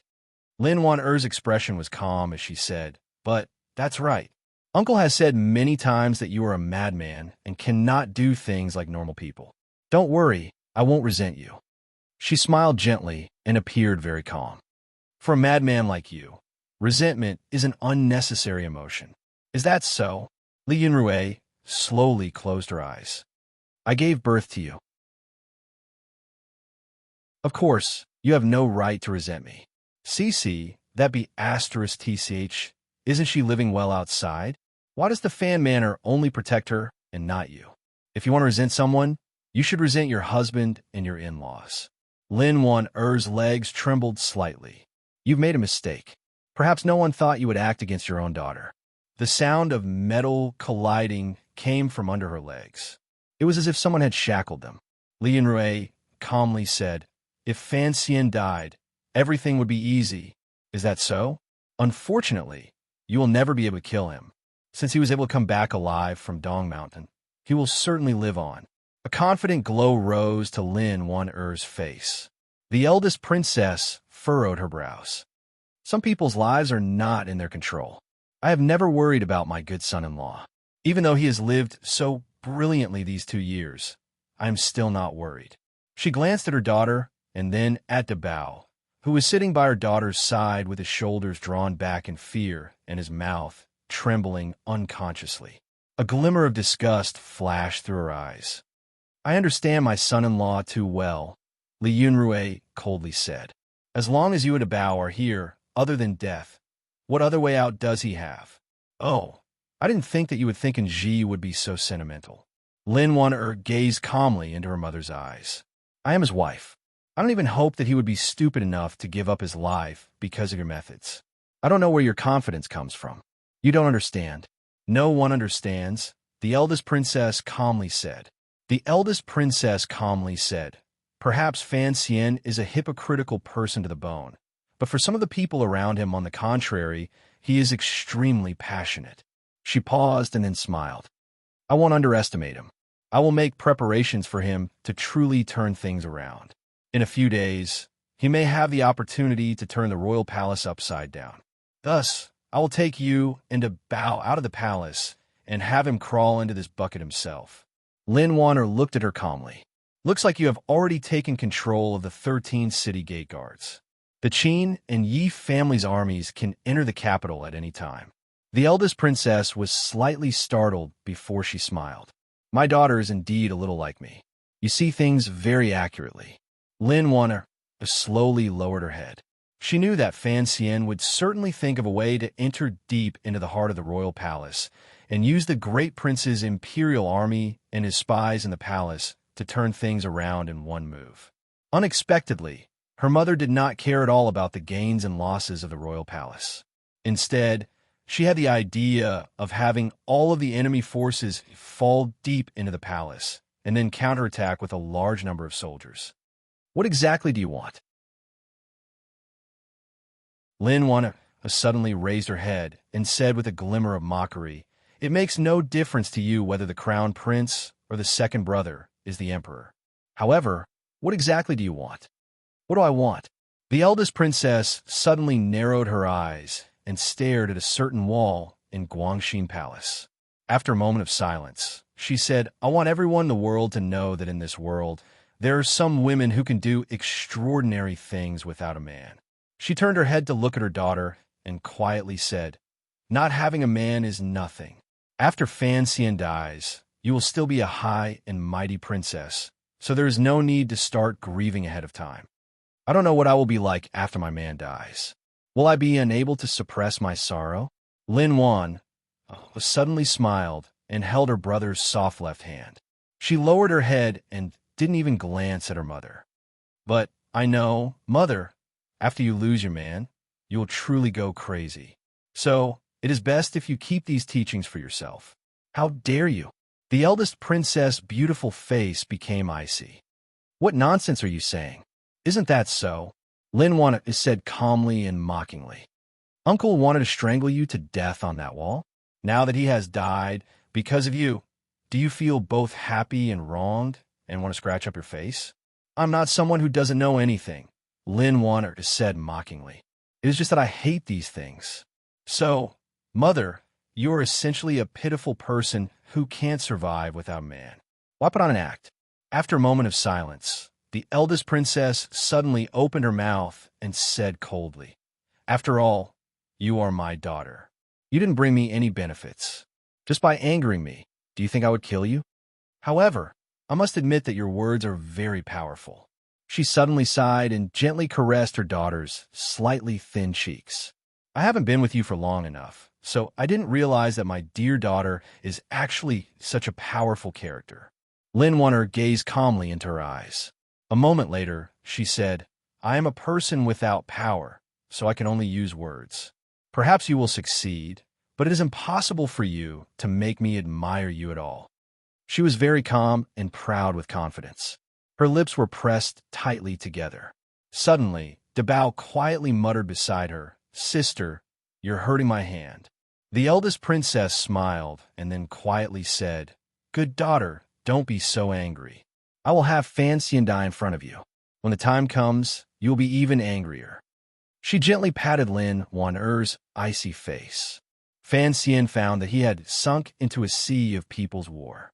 Even if 80% of the Jingdo people thought he had been wronged, there were still 20% who truly saw him as a heinous and unforgivable traitor who had assassinated the emperor, colluded with foreign countries, and sold out the country. There were too many people in Jingdo. Even if it was only 20%, it was enough to gather into a terrifying power. Looking at the people beating gongs and drums and calling for bailiffs and soldiers to come and capture him, Fan Xian, who was running through the streets and alleys, smiled bitterly and couldn't help but want to curse. He wanted to take a loudspeaker and ask the people of the Qin kingdom who had worshipped him as an immortal poet in the past. If he really was a bastard, why did he come back to Jingdo? Furthermore, he had not thought that although his Overwatch Council was closely watched by the internal court, the secret agents of the First Bureau would purposely create trouble to help him. Even so, after fleeing for so long, he still had not shaken off the eldest princess's pursuit. The dozen or so experts from the military were really a headache. Even more troublesome were the bailiffs of the Jingdo government and the officials of the Ministry of Justice. These people hung around Jingdo all year round and had close relationships with the people. Under their relentless pursuit, it made it impossible for a warrior like Fan Xian to remain hidden for more than 15 minutes. Fan Xian leaned against the wall of a courtyard and narrowed his eyes at the darkening night sky. He saw the bright moon on the horizon and couldn't help furrowing his brows. He began to curse the heavens and the Qin kingdom's unusually good environmental protection work. Under the clear moonlight, Fan Xian was faced with the largest number of people in Jingdo's history and the strictest search for an imperial criminal. He was confident that he would be able to disappear into the sea of residences. The slight coolness of the courtyard seeped into his heart and lungs, calming his emotions slightly. It also made him cough. His injuries had not healed, and he had forcefully mobilized the tyrannical Jinchi. Even though his body was made of iron, he still felt a glimmer of fatigue. The clamor of soldiers and horses came from the street not far away. There were shouts. It was probably another enthusiastic patriotic citizen pointing the direction Fan Xian had escaped into the government. If it was just escaping, Fan Xian had enough confidence that he could even fight guerrilla warfare in Jingdo with the eldest princess's side for half a month. He was confident that he wouldn't be caught. He could even slowly assassinate the important enemies one by one like a spring dream without a trace. But his wife and family were under house arrest in the palace. Outside the palace, he had some misgivings. He had to hurry and find a peaceful place to contact his own forces and obtain precious information. He had to follow the right path of evading and escaping.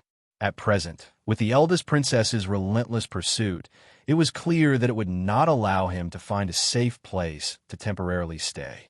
It wasn't that Fan Xian didn't have suspicions about the exposure of his whereabouts.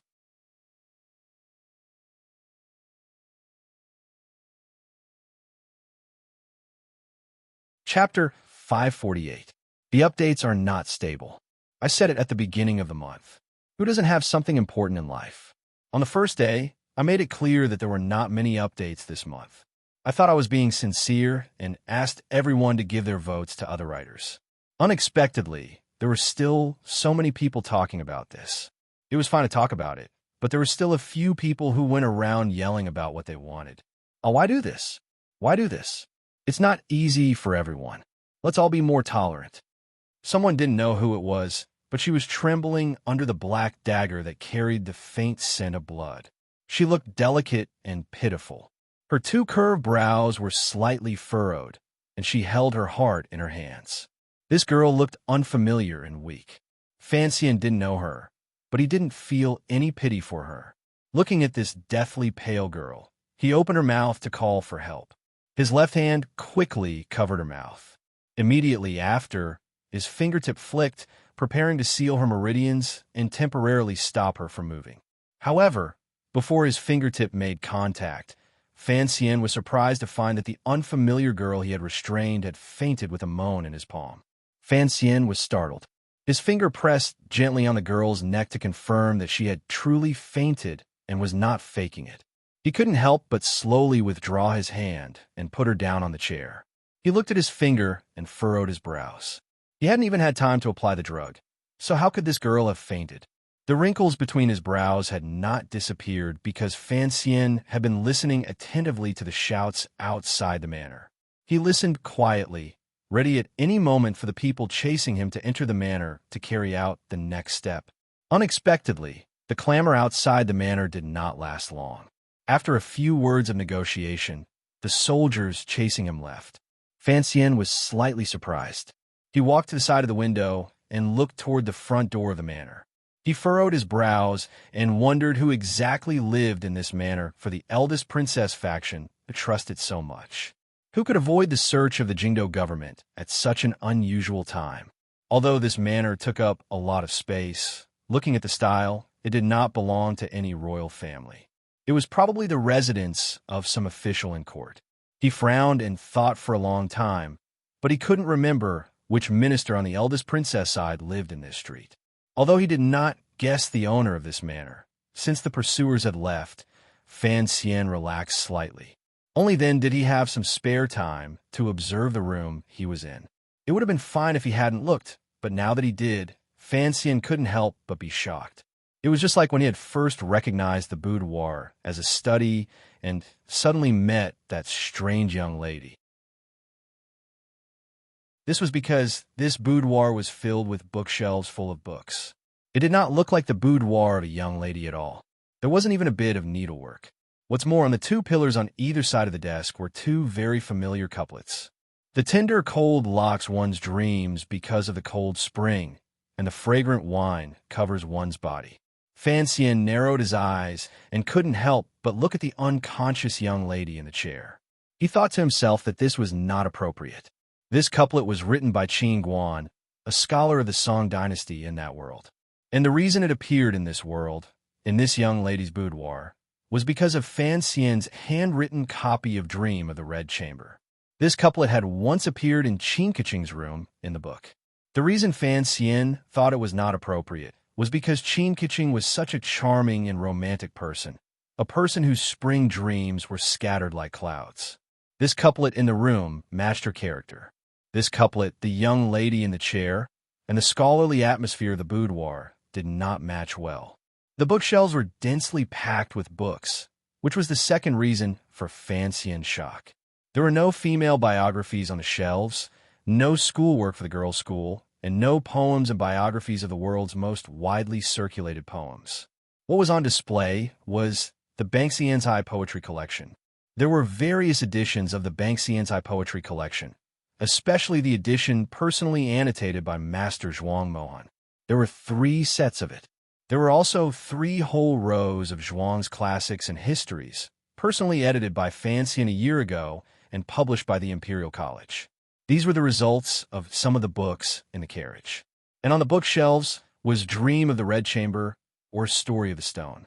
There were various editions of Story of the Stone, some long, some short, some exquisite, some crude.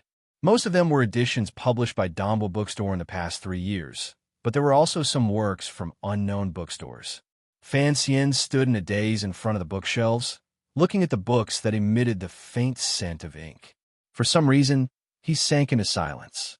He didn't know which family this unconscious young lady belonged to, nor did he know why this young lady valued the brush and ink she had left in this world so much. Faintly, Fan Xian lightly sniffed, as if he had completely forgotten that he was in a dangerous place in the capital and that he was in the middle of a bloody conspiracy. He only calmly looked at the books. For a moment, he suddenly felt very satisfied. People would always die. He had lived twice and had two completely different lives. It had already surpassed the gifts of the Creator. Furthermore, he had already left behind these words and spiritual things in this world of the Qin Kingdom. Even if he died today, how many regrets would he have? The words were not his, and the spiritual wealth was also not his. However, all of this was something he had brought from that world and gifted to this world. Fan Xian suddenly felt a bit proud. Proud to be a bridge and proud to have left behind some traces. Perhaps this was very similar to the sentiments Yi Qingmei had when she changed this world. Outside the window, it was already night. Only the silver light from the sky shone in. People in this era always ate very early. This young lady was probably used to being alone, so during this time, not a single serving girl or servant came into the room to greet her. On the contrary, it gave Fan Xian a rare moment of solitude and reflection. At this time, he had already gotten rid of the emotion that suddenly appeared before. He walked to the desk and looked at the fresh ink on the snow-white rice paper on the desk. He looked at some fragmentary words copied on the paper, and he couldn't help but reveal a rather elusive smile on his lips. The jinqi in his body was abundant, and his senses were extraordinary. Naturally, he did not need to light a candle, and he did not need to worry about outsiders finding out. They all say that authors are crazy. Who understands? Fan Xian looked at the words on the paper and spoke to himself. He thought to himself that this young lady was truly a crazy person. Looking at the beautiful and spirited handwriting on the paper, perhaps this young lady had some inner wisdom. Out of the corner of his eye, he suddenly saw a smear of red in the compartment at the side of the desk. Curiously, he extended his hand and took it out. It was not a thick book. The cover was a wordless red cover about 8 inches long. Fan Xian's fingers gently lifted the cover and saw the words "Phone You Treasure Mirror" written on the title page. Involuntarily, he felt a great deal of emotion. It was this book. He remembered when he had first entered Jingdao. In front of Yishir Tavern, he had bought this copy of Dream of the Red Chamber from the hands of the woman selling children. It was one of the first pirated copies in this world. Fan Xian looked at the book in his hand in a daze. He had not thought that he would reunite with an old friend here. In an instant, years of life in Jingdao and Jiangnan floated through his mind like fleeting light and shadows. He didn't know what to say. Gradually, he understood that even if he was reborn, he would still not be a match for Jingdao's fame and fortune. He had long forgotten his original bright state of mind. He had long lost that free and easy life. I wonder which manor this young lady is from. He pondered this in his heart.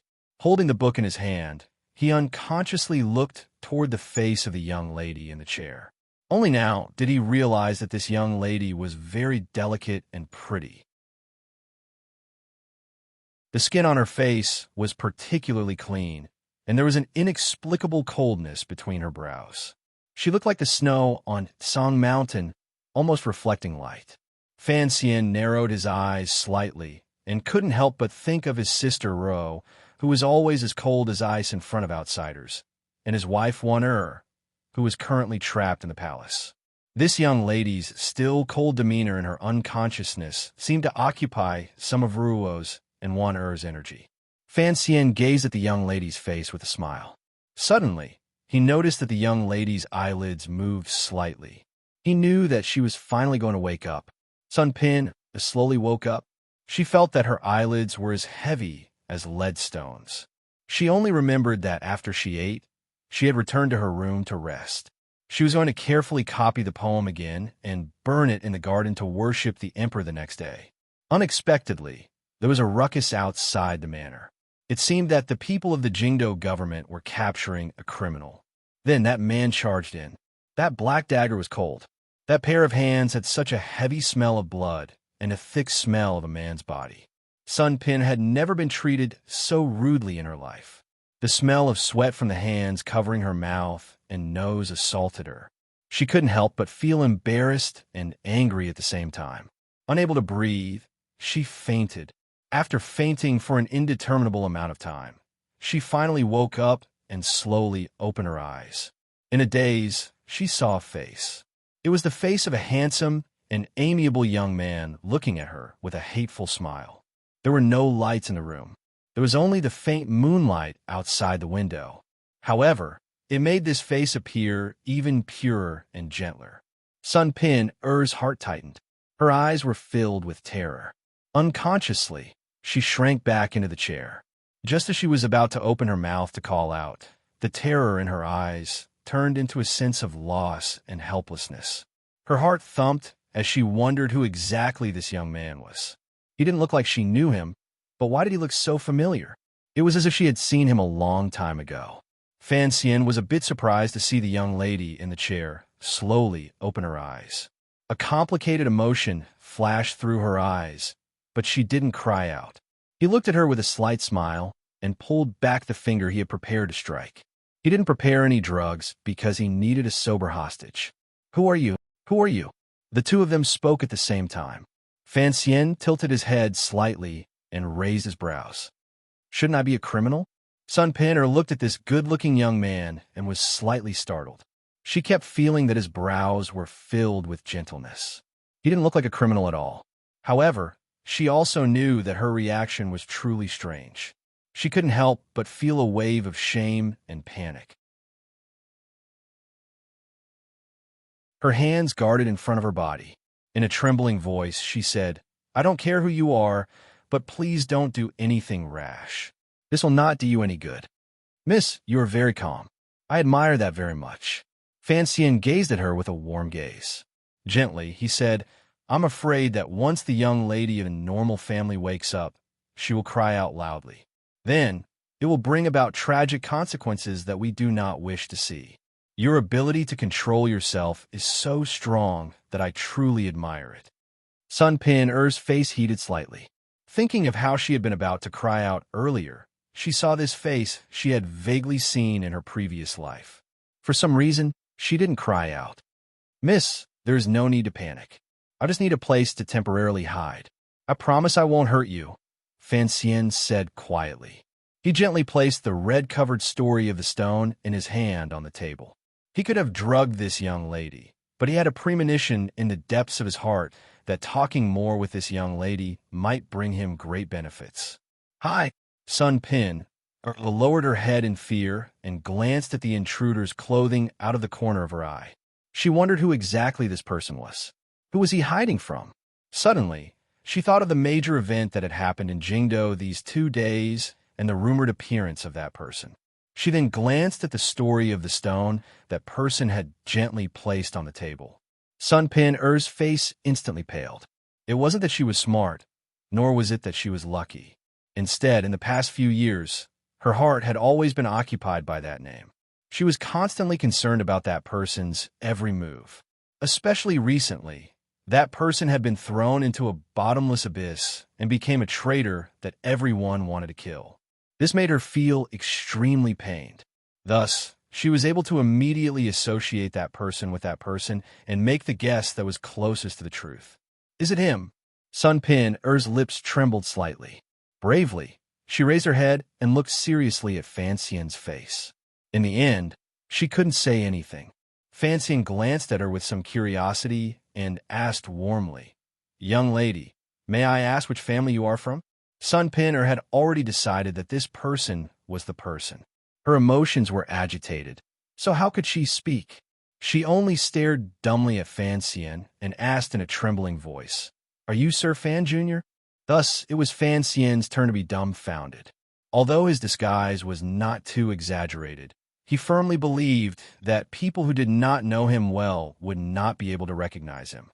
So, how had this young lady recognized him at a glance and called out his name? Fan Xian's heart tightened. His gaze became cold.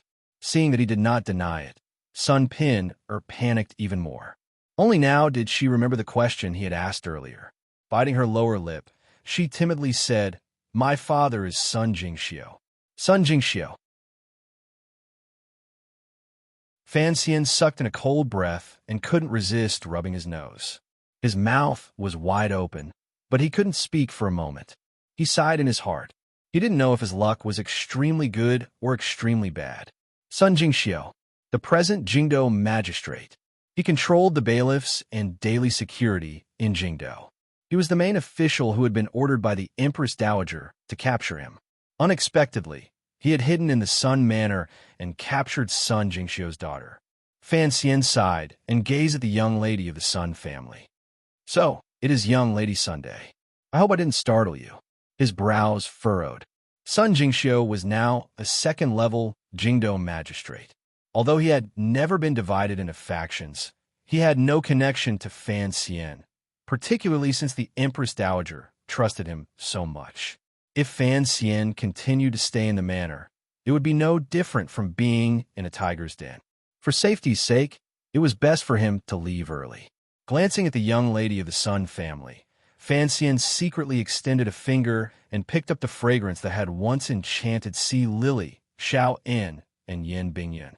He prepared to enchant the young lady of the Sun family, and then quietly leave. "Are you Sir Fan Jr.?" Sun Pin, who bit her lower lip and persistently asked. Fan Xian stood in front of her with a mysterious smile on his face. Curious, he asked, "How did you recognize me at a glance?" Sun Pinner heard his disguised acknowledgement and covered her mouth in disbelief. For some reason, 2 drops of tears slid down from the corners of her eyes. Fan Xian shook his head in confusion.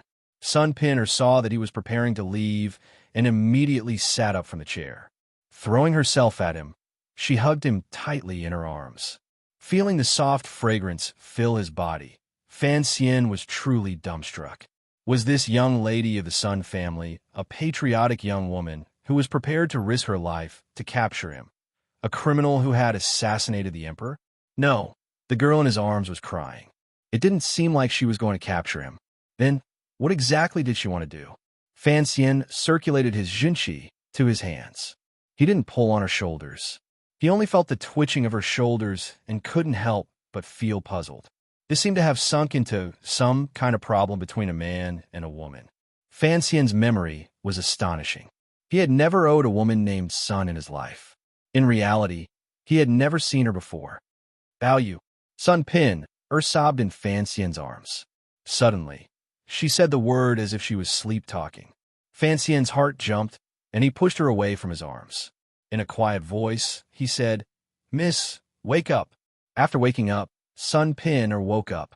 With a cry, she immediately retreated. Thinking of how she had so shamelessly thrown herself into the arms of a strange man, she couldn't help feeling happy, shocked, embarrassed, and angry. She sat on the chair and began to sob. Fan Xian looked at this scene and couldn't help furrowing his brows. He seemed to have faintly caught on to something.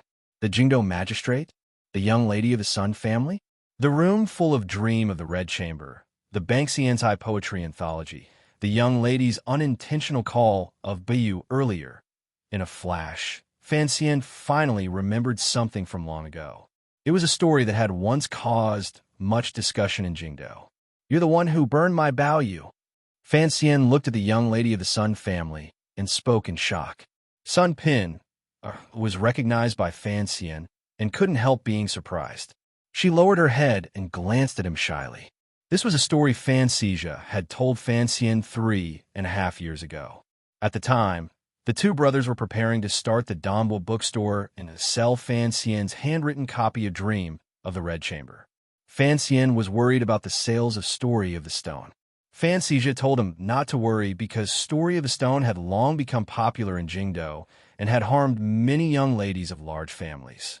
Among these young ladies, the most famous was the young lady of the Jingdou magistrate's family. Because she had read Dream of the Red Chamber, she had lost her appetite and was in a daze.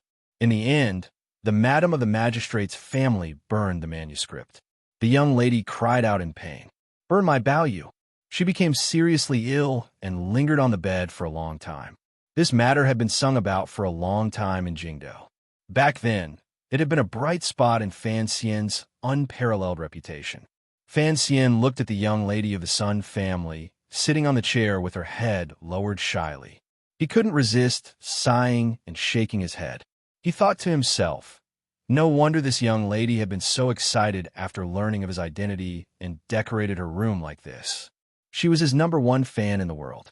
No, it should be said that she was a girl with the dream of the Red Chamber syndrome, a pitiful person who had been enchanted by Baoyu. He gazed at the young lady of the Sun family and gently said, "Didn't you burn the manuscript?" Sun Pin raised her head shyly and glanced at the red-covered copy of the Story of the Stone on the desk. In a mosquito-like voice, she said, "Later, I bought a copy and got better. The Jingdo Magistrate. Sir Sun is now the Jingdo Magistrate. It is difficult for me to make the connection," Fan Xian said with a slight smile. In his heart, he thought that although the magistrate was only 2 ranks below the magistrate, the difference in power was like heaven and earth, particularly in such an important place as the Jingdo government. It was difficult for a typical magistrate to climb to the position of magistrate. Furthermore, it had only been 3 years. Sun Pinner glanced at him and quietly said, "I still have to thank Sir Fan Jr. for this." "Thank me?" "Yes." After talking for a while, only then did Fan Xian understand that ever since he entered the capital, countless things had happened. Back then, the Jingdo magistrate, Mei Zhili, had been forced to leave the capital because of Fan Xian's lawsuit with the son of the Minister of Rights, Guiyu. Now, it was said that he had a carefree position in Yanjing. The Jingdo magistrate who had taken over had been involved in a murder to silence witnesses because of the power struggle between Fan Xian and the second prince, and had been investigated. In less than 3 years, the Jingdo magistrate had changed a number of times. It was because of this that Sun Jingxiu was able to climb from magistrate to the position of Jingdo magistrate. Thus, it was not wrong for Lady Sun to say that all of this was because of Fan Xian. Fan Xian looked calmly at the young lady of the Sun family. His mind spun quickly. The Jingdo government's position was very special. He had suddenly and coincidentally met this young lady. Was the heavens helping him in some way? "Lady Sun, do you trust me?" Fan Xian looked at Sun Pin with an incomparably pure and sincere gaze. "You can call me Pin Sun Pin said with her head lowered. "Pin Fan Xian's heart jumped. He knew that he had a bit more confidence in this matter. Warmly, he said, "Right now, I am the court's. I don't believe you." Sun Pin raised her head in panic and spoke first. "I'm a bad, you not." Sun Pin bit her lip and looked at Fan Xian's face, which was very close to her. She didn't know that this was the effect of Fan Xian's disguise. She only felt that the dream she had for 3 years seemed to have become reality in an instant. The man in her dream had come to her like this. She could see him, hear his voice, and even smell the sweat on his palm earlier. A wave of panic and joy bloomed in her heart. In Sun Pin's heart, how could Sir Fan Jr. be a bad person who plotted to assassinate the emperor? She had never thought of it like this. Having spoken to this point, there was nothing to worry about. Fan Xian looked at her warmly and said each word gently and shamelessly. "Pinner, there's something I need your help with." Sun Pin bit her lower lip and nodded forcefully. She then said in a small voice, "Quickly, light the lamp." No one knew whether she thought the moonlight outside was too dark, and she couldn't see the face of her dream idol clearly, or whether she was reminding Fan Xian to not arouse the suspicions of the servants in the Sun Manor. "Everyone under heaven is looking for you, but no one would have thought you would be hiding in Sir Sun's manor in the Jingdo government. Sir, you and I have known each other for 2 years. It is only now that I truly admire you." Under the candlelight, a young man sat opposite Fan Xian and shook his head. Fan Xian gazed at him with a slight smile and said, "Sir Yin Jr., have you finally learned to admire others?" The person who had come was the first person Fan Xian had contacted after entering the capital, Yin Bingyun. After Fan Xian returned to the capital, he had not had a proper place to stay, so this was the first time the two of them had met. As for how Yin Bingyun had shaken off the surveillance of the internal court and quietly come to the Sun Manor where he would not draw attention, that was not a problem Fan Xian needed to worry about. As the only candidate to become the next commissioner of the Overwatch Council, it was unlikely that he did not even have this bit of ability. Yin Bingyun looked at him and said, "It is not only me who admires you. I'm afraid the eldest princess also admires you. Sir Sun of the Jingdo government has an edict to capture you, yet you are hiding in his daughter's boudoir." Fan Xian spread his hands and shrugged. "My luck has always been better than other people's." After a slight pause, he said in a more serious tone, "Perhaps this is not luck. After all, this is a benefit that my past has brought me." Yin Bingyun moved closer to the chair and crossed his hands in front of his legs. Rubbing them together, he glanced at the large bed in the back of the boudoir and furrowed his brows. "With important matters at hand, let's not bother with trifles. However, how are you going to use this girl?" His voice was very low. He was not worried that the young lady of the Sun family would hear. Fan Xian calmly said, "I need a central point of communication. If there was no Sun Manor, it would be impossible for me to speak to you so calmly. It would also be difficult for the orders I want to pass on to be successfully passed on. The Sun Manor is where the Jingdo matter started." Yin Bingyun looked at him and shook his head a moment later. He sighed and said, "Only you could do such a thing." "That's right. No one would suspect that you would hide in the Jingdo government." "Lady Sun is willing to help me," Fan Xian calmly said. "The city gates are basically half open to me. I don't think a young lady can have that much influence over her father. This is a problem I need to consider. What you need to do is to arrange it." Fan Xian stared into Yin Bingyun's eyes. "You need to arrange for the people entering the capital to be evenly distributed outside the manors. Once you act, you need to strike like lightning and not give them any chance to retaliate." Yin Bingyun paused and then said, "But there's a problem right now. A month ago, all of my authority in the council was taken by Director Chun." Fan Xian's pupils constricted slightly. In a low voice, he said, "What is this? Has Chen Pingping gone mad?" Yin Bingyun fell silent and said, "We'll talk about this later. I only care about one thing." He stared into Fan Xian's eyes and said each word clearly, "Is the Emperor dead or not?" After a deathly silence, Fan Xian slowly opened his mouth and said, "In the entire Great Dong Mountain, only I escaped. Although I didn't personally see it, I'm guessing the odds are against me. Otherwise, the eldest princess wouldn't be so confident." "What exactly happened on Dong Mountain?" Fan Xian didn't have much time to go into the details. He only said, "Ku He, Sigu Jian, and Yi Luyun should have all arrived." Hearing this, Yin Bingyun's face became ashen. He knew that the emperor would never be able to return to Jingdo. He gradually clenched his fists tightly and asked, "Where are your 500 Black Knights?" "They are hidden outside the capital. I have a way to contact them, but it would be difficult to quietly transport them into the capital. Presently, you have the Jingdo government's cover.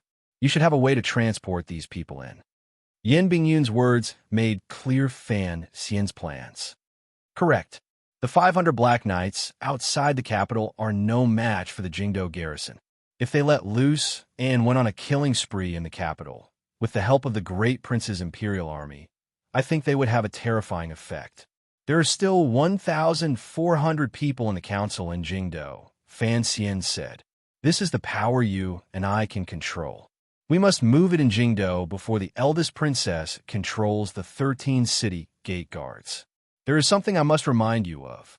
Yin Bingyun was silent for a moment. He then suddenly said in a hoarse voice, "If my predictions are correct regarding the assassination of the emperor, Director Chun should have known about it beforehand and even secretly cooperated with the eldest princess's actions." Fan Xian's pupils constricted. He couldn't speak for a long time. The strange situation in the Overwatch Council fell into his eyes, but he still could not believe that Chen Pingping would play such a role in this matter.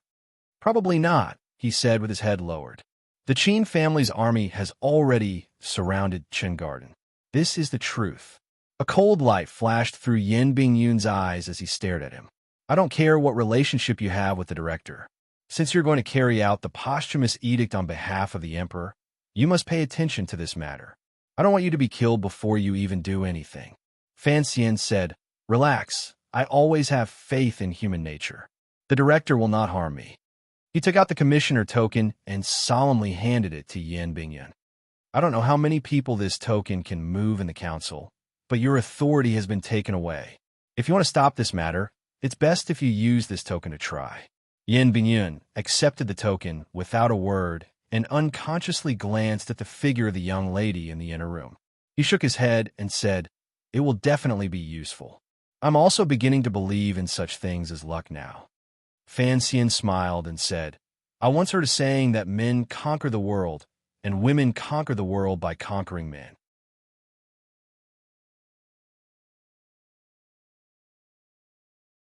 Chapter 549. Before Yan Bingyun left, he was stopped by Fan Xian. Fan Xian was silent for a moment. He then asked in a low voice, "Is there any news of Hong Chongqing and the Qinian unit?" After escaping from Dong Mountain, Fan Xian had charged straight toward Danzhou. The trusted aides on the white sailboat had all been scattered in that chase. Although Yin Xiaoyi had died to Fan Xian's assault rifle, Fan Xian had been worried about the lives of Qing Hua and his trusted subordinates. Since the rebel army had the power to seal off Dong Mountain, and the provinces had given their reward as the eldest princess had wished, they had a way to seal off the road back to the capital. Yan Bingyun's thin lips pressed together tightly. A moment later, he said, "No news." He glanced at Fan Xian, indicating that he had already left council affairs for a month and did not know enough about this area of intelligence. Fan Xian shook his head. "Don't comfort me. No news is bad news. All right, I admit that I still have channels to know about the council's intelligence." Yan Bingyun looked at him and said, "There's a very strange matter. The intelligence system on Dongshan Road, and I'm not just talking about the councils, but all of the intelligence feedback systems, seems to have stopped working. The most recent news came 3 days ago." Hearing this news, Fan Xian's heart tightened. Sweat gradually seeped out his palms. His mouth was dry, but he forced his expression to remain calm. Forcing a smile, he said, "For now, we can't worry about other places. Let's first settle the Jingdo matter." Yin Bingyun brushed away the dust on his light robe and lowered his head. "You've given me the token, which is the same as giving me the authority to command over 1,000 people. Do you want to give me a strategy?" Fan Xian lowered his head and was silent for a moment. He then said, "Follow the established plan." Yin Bingyun glanced at him and furrowed his brows. "A lot of people will die. I don't want to die myself." Fan Xian glanced back at him with a cold expression. "I want you to control the 13 city gate guards. This is the crux of the problem."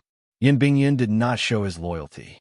He only shook his head straightforwardly and said, "The Overwatch Council alone cannot control the 13 city gate guards.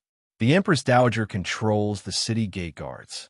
She will not allow the Qin and Yi family's armies to enter the capital," Fan Xian said as he looked at Yan Bingyun.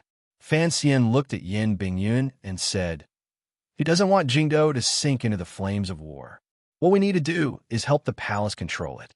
The 13 city gate guards were actually just a yamen that controlled the 9 city gates inside and outside Jingdo.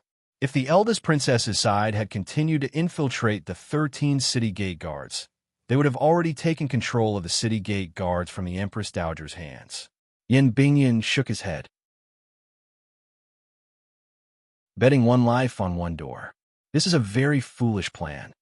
Fan Xian smiled bitterly and said, "There's nothing I can do. I only have the Imperial Army at hand, which I can't fully rely on. I don't dare to clash head-on with the Qin and Yi families in Jingdo. Everyone says that Yi Zhong has returned to Dingzhou, but who would believe that? What if the 13 city gate guards can't hold the fort?" Yin Bingyun said with slight mockery, "As for cultivating trusted aides in the court, you and I are no match for those of the older generation. The eldest princess must have people in the city gate guards." Fan Xian smiled self-mockingly. Standing up, he patted Yin Bingyun's shoulder. "Even if we can't stop the Qin family's army from entering the capital, at least you can find out when the Qin family will arrive. how many people will arrive, and how they will arrive. Yin Bingyun's shoulder felt cold.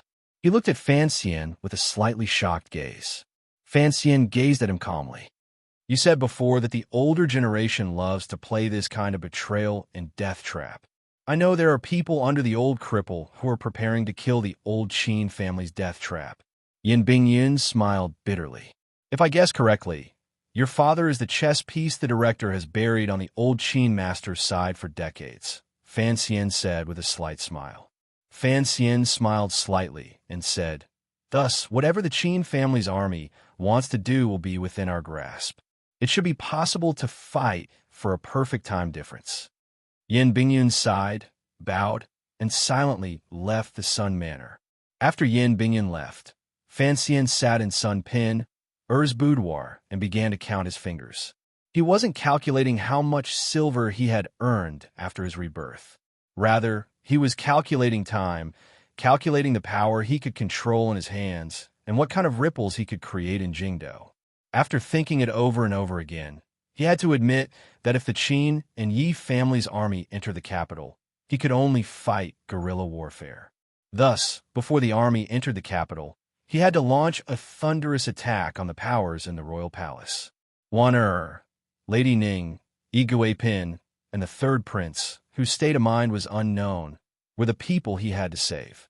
As long as he could save these people, he was not afraid of anything. Holding a sniper rifle and fighting guerrilla warfare, Fan Xian could not imagine who could do anything to him. However, he still felt a bit sullen. At least, he was unable to have a head-on confrontation with the eldest princess's side on the battlefield. He had no choice but to choose to strike and retreat. Thinking of this, he couldn't help but shake his head. He wondered if the emperor knew that the Qin kingdom had fallen to such a state, would he regret forbidding him from having any contact with the military? There were 7 roads of elite soldiers under heaven. None of them could be used by him. Fan Xian smiled bitterly and was speechless. However, Fan Xian was still full of confidence. He stood up and walked to the window. Glancing at the gradually extinguishing lights outside, his expression was calm. He began to have some optimistic judgments about this matter. His confidence in some of the elders also grew. Sir Fan Jr., seeing Yin Bingyun leave, the young lady of the Sun family, who had been sitting quietly in her room, walked out slowly. She was no longer as excited and terrified as she was earlier. She had recovered the pride and restraint that a lady of a noble family should have. It was only the occasional glance she gave Fan Xian that revealed the complicated emotions in her heart.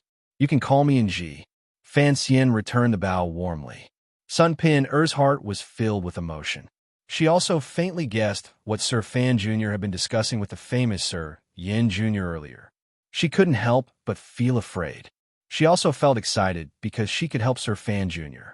She lowered her head and quietly said, Sir Fan Jr., I am only a girl. I don't know exactly what has happened in court, but She raised her face and looked bravely at Fan Xian. But I trust you. So, if you need me to do anything, please speak frankly. Fan Xian was silent for a moment. He then smiled and said, Traitors are currently in power in the court. The ruler is not a ruler, the officials are not officials, the sons are not sons, and the country is not a country. Even if I have to give up this body of flesh and blood, I'll try to pull down those traitors and evil sons from the dragon chair in the palace. If you are willing to help me, you don't need to do much. You just need to let me stay here for a few days. Sun Pinner was slightly surprised. She hadn't expected Sir Fan Jr. to ask for so little. She was faintly disappointed. Pressing her lips together, she summoned up her courage and said, Sir, my father should be able to help you. Fan Xian smiled and didn't explain anything. Right now, having the Sun Manor as a middle ground had already helped him greatly. At least from now on, he could easily contact his subordinates in Jingdo through Yin Bingyun. The beginning of the entire plan would begin in this young lady's boudoir. If there is a chance, I will indeed need you to introduce me to your father. There are many things that I will need Sir Sun's help with. Fan Xian did not completely believe that a girl could persuade the Jingdo magistrate to change his stance. However, with Sun Pinner acting as a bridge. As long as the opportunity changed and Fan Xian's side held the advantage, Sir Sun might be able to add some flourishing flowers, and Fan Xian would not refuse. The shame on Sun Pinner's face grew stronger. A moment later, she bit her lower lip and said, "Actually, Pinner is truly unfilial. Sir Fan Jr., please be more tolerant of my father." Sir Sun had followed the Empress Dowager's edict to capture Fan Xian, but Sun Pin had hidden him in her boudoir. Once Fan Xian truly turned the tables, who knew how he would deal with the people who had once harmed him? Sun Pinner knew just how bloody the battle for royal power was. Her impulsive actions would probably harm her father greatly in the future, which was why she said she was unfilial. Fan Xian sighed and looked tenderly at this weak girl. Involuntarily, a slight sense of guilt welled up in his heart. Comfortingly, he said, "Don't worry if the court's righteousness is restored, and Ji promises that at least your father's life will not be in danger. If he is willing to suddenly repent, then he will be a meritorious official." Having received his promise, Sun Pinner happily wiped away her new tears. She had not thought about whether or not the promise of a political figure would count. She bowed deeply toward Fan Xian. "Thank you, Sir Fan Jr. I should be the one thanking you." Fan Xian bowed deeply and solemnly toward Sun Pinner. Gently, he said, "Although I cannot be considered a good person, I'm not someone who likes to kill. I also hope that the Empress Dowager can see the truth of the Jingdo matter and resolve everything peacefully without the need for bloodshed." The two of them bowed toward each other. It looked like they were bowing to heaven and earth. Fan Xian felt it was inappropriate and hesitantly rose. Fan Xian turned and looked at the lonely sky and moon outside the window. He thought self-mockingly, how could such a quiet night be a day for killing? There were some mysterious shadows moving back and forth outside Prince Hutching's manor. The guards responsible for protecting the manor didn't even glance at them because they knew they were spies from the internal court. Perhaps there were also some spies from the Bureau of Military Affairs. However, everyone knew each other's existence, so no one would take the initiative to provoke anything. The prince controlled the imperial army in his hands. As long as his military power was not reduced, the various powers in Jingdo would have to maintain supreme respect and curry favor with this manor. Ever since the news of the emperor's assassination spread, the Empress Dowager closed the palace doors and strictly suppressed the restless movements of all sides. Prince Hutching's manor had become the focus of the various powers in Jingdo. The eldest prince's protection of the princess consort's family and servants in the residence was so strict that it left one dumbfounded. After all, he had once been the commander-in-chief of the Western expedition. At this critical juncture, he had completely displayed his fierceness. He had actually mobilized a group of 500 imperial soldiers to surround the prince's manor. In this way, even if something were to happen in the palace, the great prince's trusted aides would be able to maintain the safety of the prince's manor until the very last moment. As for whether or not this was in line with tradition and against Qing law, no one dared to say anything. Most of the soldiers in Jingdo were in the great prince's hands. If he wanted to do this, no one could do it without the Empress Dowager's tacit approval. As for those civil officials who had enough courage to speak, they had all been captured and thrown into prison in Taiji Palace today. Presently, the Qing kingdom had no ruler. Whoever had the most soldiers had the loudest voice. The second housekeeper of Prince Hutching's manor walked out from the side of the main door. Lowering his voice, he said something to the guards as if to express his condolences. Immediately after, a person walked out from among the guards and went to the back of the manor to arrange for a carriage. Amidst the clattering of hooves, a carriage painted with the manor's insignia drove out of the darkness and stopped in front of the manor's stone steps. The imperial soldiers guarding around the manor moved their gazes over but did not have any reaction. Jingdo enforced a strict curfew. Other than the powers chasing after Fan Xian in various workshops, there was basically no one on the streets. Logically speaking, no one was allowed to go out in the middle of the night. However, the person who was about to get into the carriage was the second housekeeper of the great prince's manor. The Imperial soldiers pretended not to see him. The second steward warmly greeted the Imperial army officer. Standing on the stone steps, he narrowed his eyes and looked into the darkness at the end of the street. He knew that in the darkness, there were countless people secretly watching his movements. However, he was not worried about anything. He was going to see the strategist in the eldest princess's residence and arrange the next steps for both sides. This second housekeeper was the head spy the Northern Qi Emperor had sent to Jingdo. He was the person who had secretly sold Fan Xian's movements in Yangsong Alley to the eldest princess behind Wang Fei's back. The second housekeeper's brows gradually relaxed. He was under the emperor's orders, so he did not think much of Wang Fei's anger. There were many things that had to be done first and reported later. Although the great prince had sent the imperial soldiers here, he was forced to stay in the palace. It was impossible for him to know exactly what had happened in the manor. Fan Xian had been betrayed by someone in his manor. He smiled slightly and raised his foot to walk down the steps, preparing to climb into the carriage. His steady right hand slowly lifted the curtain of the carriage. The second housekeeper's pupils constricted nervously. There were a few black-clothed people looking coldly at him in the supposedly empty carriage.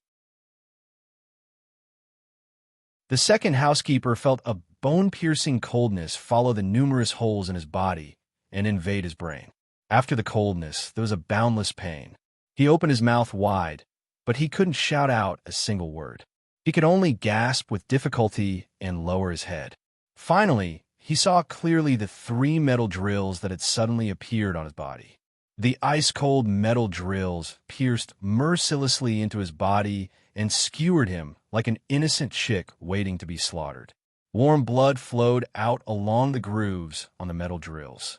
The 5th Bureau. In the instant before his death, the second housekeeper finally recognized the identity of the assassins. He knew that they were his famous colleagues in the south and accepted his fate in despair. He had betrayed Fan Xian, so he should have known that he would face the Overwatch Council's endless attacks. However, he had not thought that in just a few hours, the Overwatch Council, which had been like a plate of loose sand, would once again have such a powerful ability to move. There was no time to think.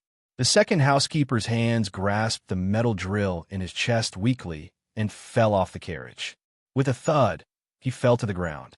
Fresh blood flowed everywhere. There was no sign of life. The first to discover the assassination in front of the manor door were, of course, the manor guards nearby. They were shocked by the bloody scene and didn't react for a moment. They could only watch as the second housekeeper, who had been trusted by Wang Fei, was viciously stabbed to death by 3 metal drills. He fell into a pool of blood and twitched endlessly. The carriage had already started moving in a very short time. It rolled over the second housekeeper's body and charged into the darkness. The spies watching this scene from the dark corners couldn't help but be dumbstruck. They had never thought that someone would be able to kill the housekeeper-like figure in front of the heavily guarded door of Prince Heching's manor.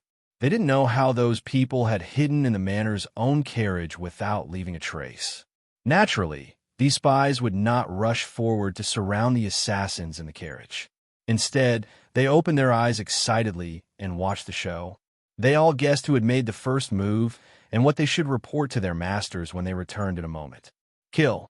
After the Imperial soldiers stationed outside the manor paused for a moment, they reacted as quickly as possible.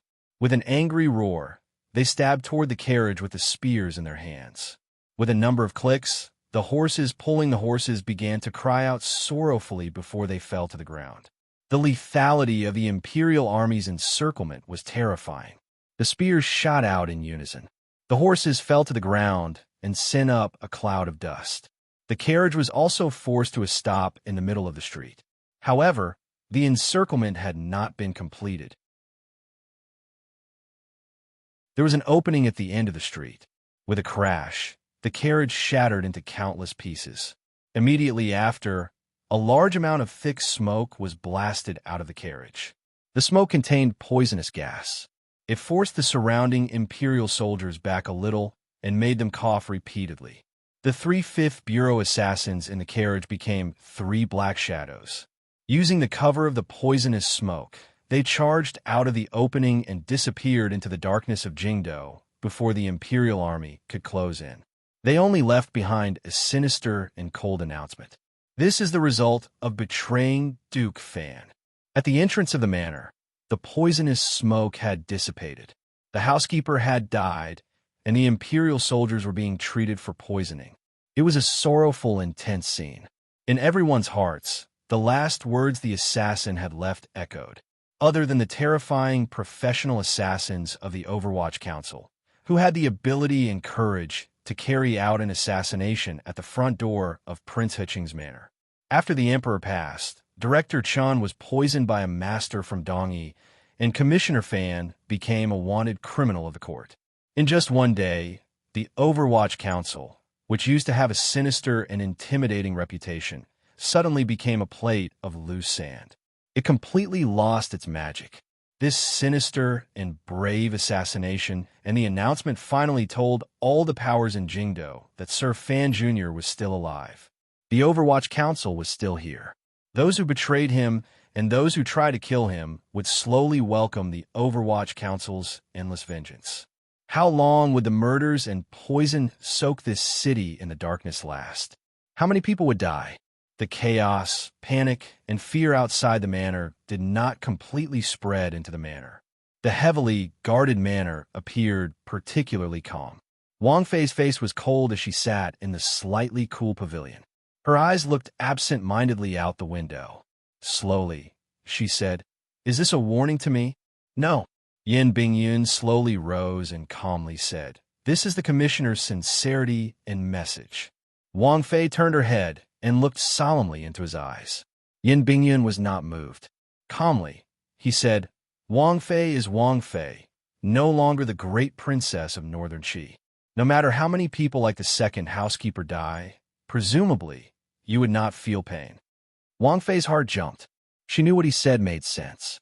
Since she had already married into the Qing kingdom, according to Fan Xian's reminder in Yangsong Alley, she was already a person of the Qing kingdom. If she continued to think about her brother in the north, it would probably not do her any good in the future. "The message the commissioner wants to send is very clear," Yin Bingyun said calmly. Yin Bingyun calmly said, "The people who died tonight will gradually prove this point. He has regained control of the Overwatch Council." Wang Fei was silent for a moment and then said, "I am very willing to work with Sir Fan Jr." She suddenly smiled slightly. "Of course, other than thanking Sir Fan Jr. for his determination to kill, I must also express my admiration. It was truly a good kill. There was no need for words. They both understood each other. Who knew how many people the shout outside the manor would confuse?" Wang Fei suddenly opened her mouth and said solemnly, "But assassination has never been the right way to solve problems. I hope Sir Yin will be careful." She knew that Fan Xian was still being pursued. The reason the Overwatch Council's power could be gathered and spread out, such a sinister and cold power, in such a short amount of time, was all because of the ability of the official in front of her. Perhaps Fan Xian had set the policy of assassination to establish power, but the person carrying it out was the person in front of her. Yin Bingyun quietly said, "The people in the council have long dispersed. Our advantage is in the darkness." He bowed to Wang Fei and slowly said, "Using the commissioner's words, we don't draw our swords, we only kill. As for the specific consequences and how the Empress Dowager will react, that is something the commissioner needs to consider." "How many people will die tonight?" Wang Fei asked worriedly. If Fan Xian truly raised a storm of blood in Jingdo, was he really not worried that the Empress Dowager would retaliate with bloody methods? What about the people in the palace?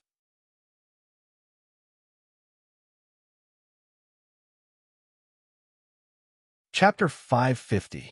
The previous chapter misspelled the 5th and 6th bureau. Apologies here. Also allow me to sigh sorrowfully. I'm truly tired. In one night, many people died. The news was like the first frost in early autumn. It immediately deflated the spirits of the conspirators and followers who had come in high spirits. After the civil officials' battle to the death in Taiji Palace, The deaths that followed in the dark finally made these people understand that there was no such thing as a gentle end to a battle that involved the state. Furthermore, Sir Fan Jr. held the posthumous edict in his hand and had the Overwatch Council's black water under his feet. As long as such a person was not captured, no one could think of living their days of glory and wealth. The Empress Dowager and Crown Prince in the palace understood that this was the attitude Fan Xian, who was hidden in the darkness, was expressing to them. Faced with this attitude, the Empress Dowager and Crown Prince were unusually angry. This attitude was the same as Fan Xian standing in front of them and saying, "I have the power to kill anyone I want to kill. I am threatening you." This was a very immoral method of terrorism. It was threatening the Empress Dowager and Crown Prince to temporarily not act rashly, not touch the Fan family, and not touch the dozens of officials in the Celestial Prison. Otherwise, if they truly acted rashly, who could kill who? From a certain point of view, Fan Xian's method of intensifying the conflict was very likely a stupid choice. How could the people in the palace be threatened by an official? If the Empress Dowager truly wanted to play a game where both sides suffered and led troops into the capital, what could Fan Xian do? The Overwatch Council could only use its magic in the darkness. Once it encountered a truly powerful army, it could only retreat.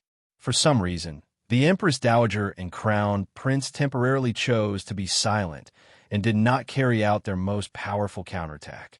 In the following 2 days, the eldest princess's faction gathered together and continued to search the streets and alleys of Jingdo for traces of Fan Xian. Such a powerful force of action. In the end, they only destroyed a few of the Overwatch Council spies and killed 7 swordsmen of the 6th Bureau. They still did not capture Fan Xian. The Jingdo government and part of the garrison stationed in the city immediately surrounded the Yin Manor. After killing their way into the manor, they only captured a few servants in the manor and did not capture Yin Ruahai. They didn't even see the shadow of Lady Shun, much less Sir Yin Jr., who had helped Fan Xian secretly contact the old Overwatch Council members in Jingdo. The army had yet to enter the capital. The other side could only surround the square building by Tianhe Avenue from a distance and monitor it. They did not dare or have the ability to kill their way into the headquarters of the Overwatch Council.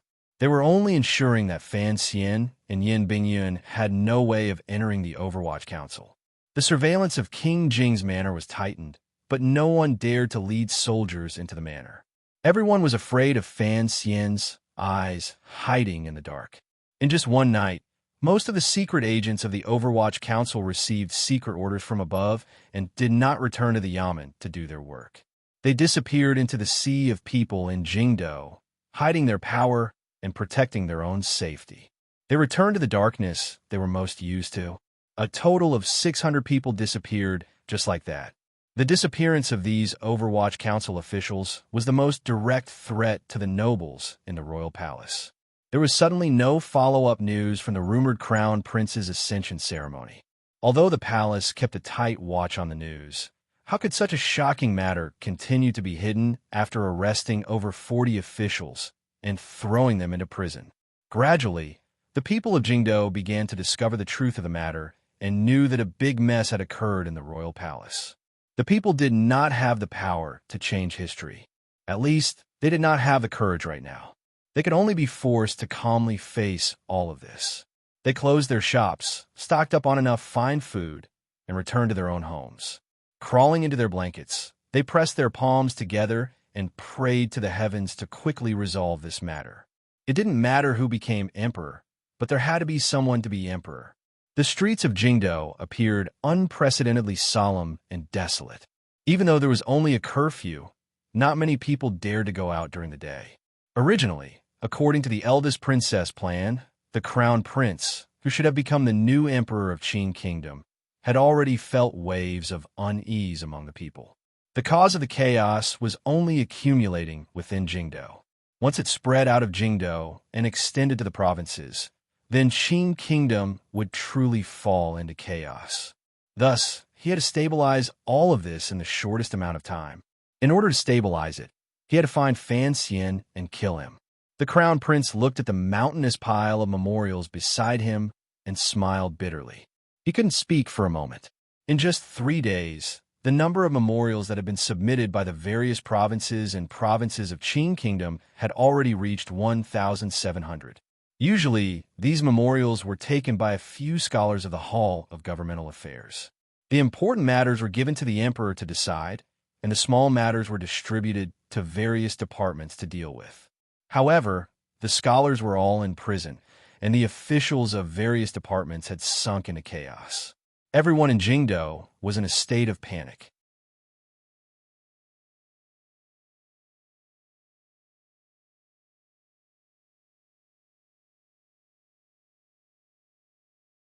Did second brother use third brother's death to intensify the conflict between him and the world?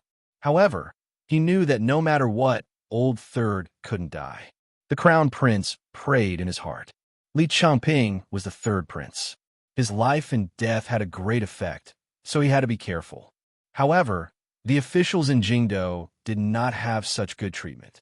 Putting aside the important officials who were currently locked up in the celestial prison by the internal court and suffering torture, some of the officials who still persisted in working in the 6 ministries were also living wretched lives. There were no officials in the Hall of Governmental Affairs working, but the officials of the 6 ministries were still working hard to maintain the operation of the country. Although the memorials the crown prince temporarily approved in the palace had not gone through the royal seal, most of the officials tacitly acknowledged the crown prince's authority. The Minister of Revenue, Fan Jian, was hiding in King Jing's manor. The Minister of Appointments, Yan Hangshu, was busy arranging new officials into the various ministries to lay the foundation for the crown prince's ascension. The other 4 ministries were handling official affairs in a state of panic. As for the officials whose positions were not stable or who had innate problems, they had already been ostracized. The people who had the deepest connections to Fan Xian's faction had been cleanly stripped of their official positions and detained in a prison to await trial. The celestial prison could no longer hold them. It had been filled by the loyal followers Fan Xian's father-in-law had left behind. Minister Fan's connections in court were rather secretive and had not been completely dug out by the eldest princess. Fan Xian himself did not have much help in court. Logically speaking, it should not be a big problem. Even the 4 disciples of Fan Xian's that everyone knew, Ho Jichong still shouldered a dangerous life and was watching the movements of the Navy in Jiaozhou. He secretly communicated with Su Maokai and was ready to act at any moment. Cheng Jialan had been arranged by Fan Xian and Suzhou to control the palace treasury with Su Wenmao. Yang Wanli had already been building the dikes in the south for a year. Shi Chanli should be in the Song Kingdom, continuing his journey as the greatest pimp in the world. Even if the eldest princess wanted to act against Fan Xian's 4 students, with the current situation in Jingdo unsettled, the crown prince unable to ascend to the throne, and the attitudes of the governors of the 6 roads unclear, she could not extend her hand that far. Unfortunately, it was the beginning of autumn, just after the summer floods. After the water transport governor's yamen finished building the dikes, as usual, they had to send someone back to the capital to ask for silver. This year, the person sent back to the capital to ask for silver was none other than Yang Wanli. He had been placed by Fan Xian into the clear water department of officials.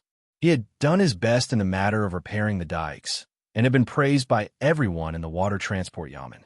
Additionally, they knew of his family connection to the Minister of Revenue, so they naturally sent him back to the capital. They had thought it would be an easy matter for Yang Wanli to return to the capital and ask for silver from the court. Unexpectedly, the emperor had been assassinated and Yang Wanli's teacher, Fan Xian, had been accused of plotting to assassinate the emperor. Thus, the moment Yang Wanli entered the Ministry of Works, he asked for himself. He had already been locked up in a dark room in a side alley for 2 days.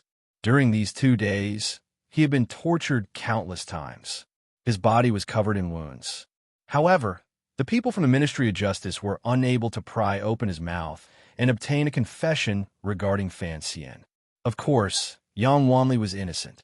He did not believe that his teacher would do such an evil thing that angered both man and God. Furthermore, He had no way of knowing where Fan Xian was. At dusk, the internal court sent someone to detain him. Although his rank was far from enough to enjoy the celestial prison, the Empress Dowager gave him this honor on account of his teacher-student relationship with Fan Xian. Yang Wanli narrowed his blurry eyes and held his waist like an old farmer as he walked out of the dark room. He felt that there was not a place on his body that did not hurt. The bloody scabs on his fingers had healed and broken and were beginning to seep blood again. His heart was filled with despair. He knew that once he was taken into the celestial prison, it would probably be difficult for him to see the light of day again. 2 internal court guards held him and cursed as they walked outside. Along the way, the officials from the Ministry of Works saw this wretched sight but did not dare to look. They only turned their heads and pretended not to see. The officials all knew what had happened in Taiji Palace 2 days ago, so they were not at all surprised by the palace's bloody and ruthless punishment. If the crown prince wanted to ascend to the throne, he had to have these officials lower their heads and submit. Until the last step, the crown prince was unwilling to kill all of the officials. However, in 2 more days, the crown prince could not wait any longer. Walking out of the Ministry of Works Yamen and onto the prison carriage, they passed a corner of the street. The prison carriage suddenly stopped. A guard furrowed his brows and stretched his head out to look. His head had just poked out the curtain of the carriage when it fell down with a thud. His entire head fell down. Looking at the headless body in front of him and the fresh blood gushing out of the cavity, Yang Wanli's face suddenly paled. His empty stomach was uncomfortable. Acid rose up and made him want to vomit. The other guard beside him was shocked and wanted to call for help, but a metal rod pierced into the outside of the carriage sealed his voice. The curtain of the carriage was lifted, revealing Fan Xian's always calm and handsome face. Fan Xian looked at the still, shaken Yang Wanli and smiled. "Do you want to come out?" Yang Wanli's tears flowed freely. He looked at his teacher and nodded repeatedly. In a trembling voice, he said, "Teacher, it is too risky. Wanli is not worth it." Fan Xian didn't have the patience to listen anymore. He pulled him down and climbed into the Overwatch Council's special carriage. In a moment, they had disappeared into the quiet streets of Jingdo and arrived at a secret meeting point. "Recuperate. I didn't come to save you. I was just passing by." Fan Xian looked at the heavily injured Yang Wanli and sighed.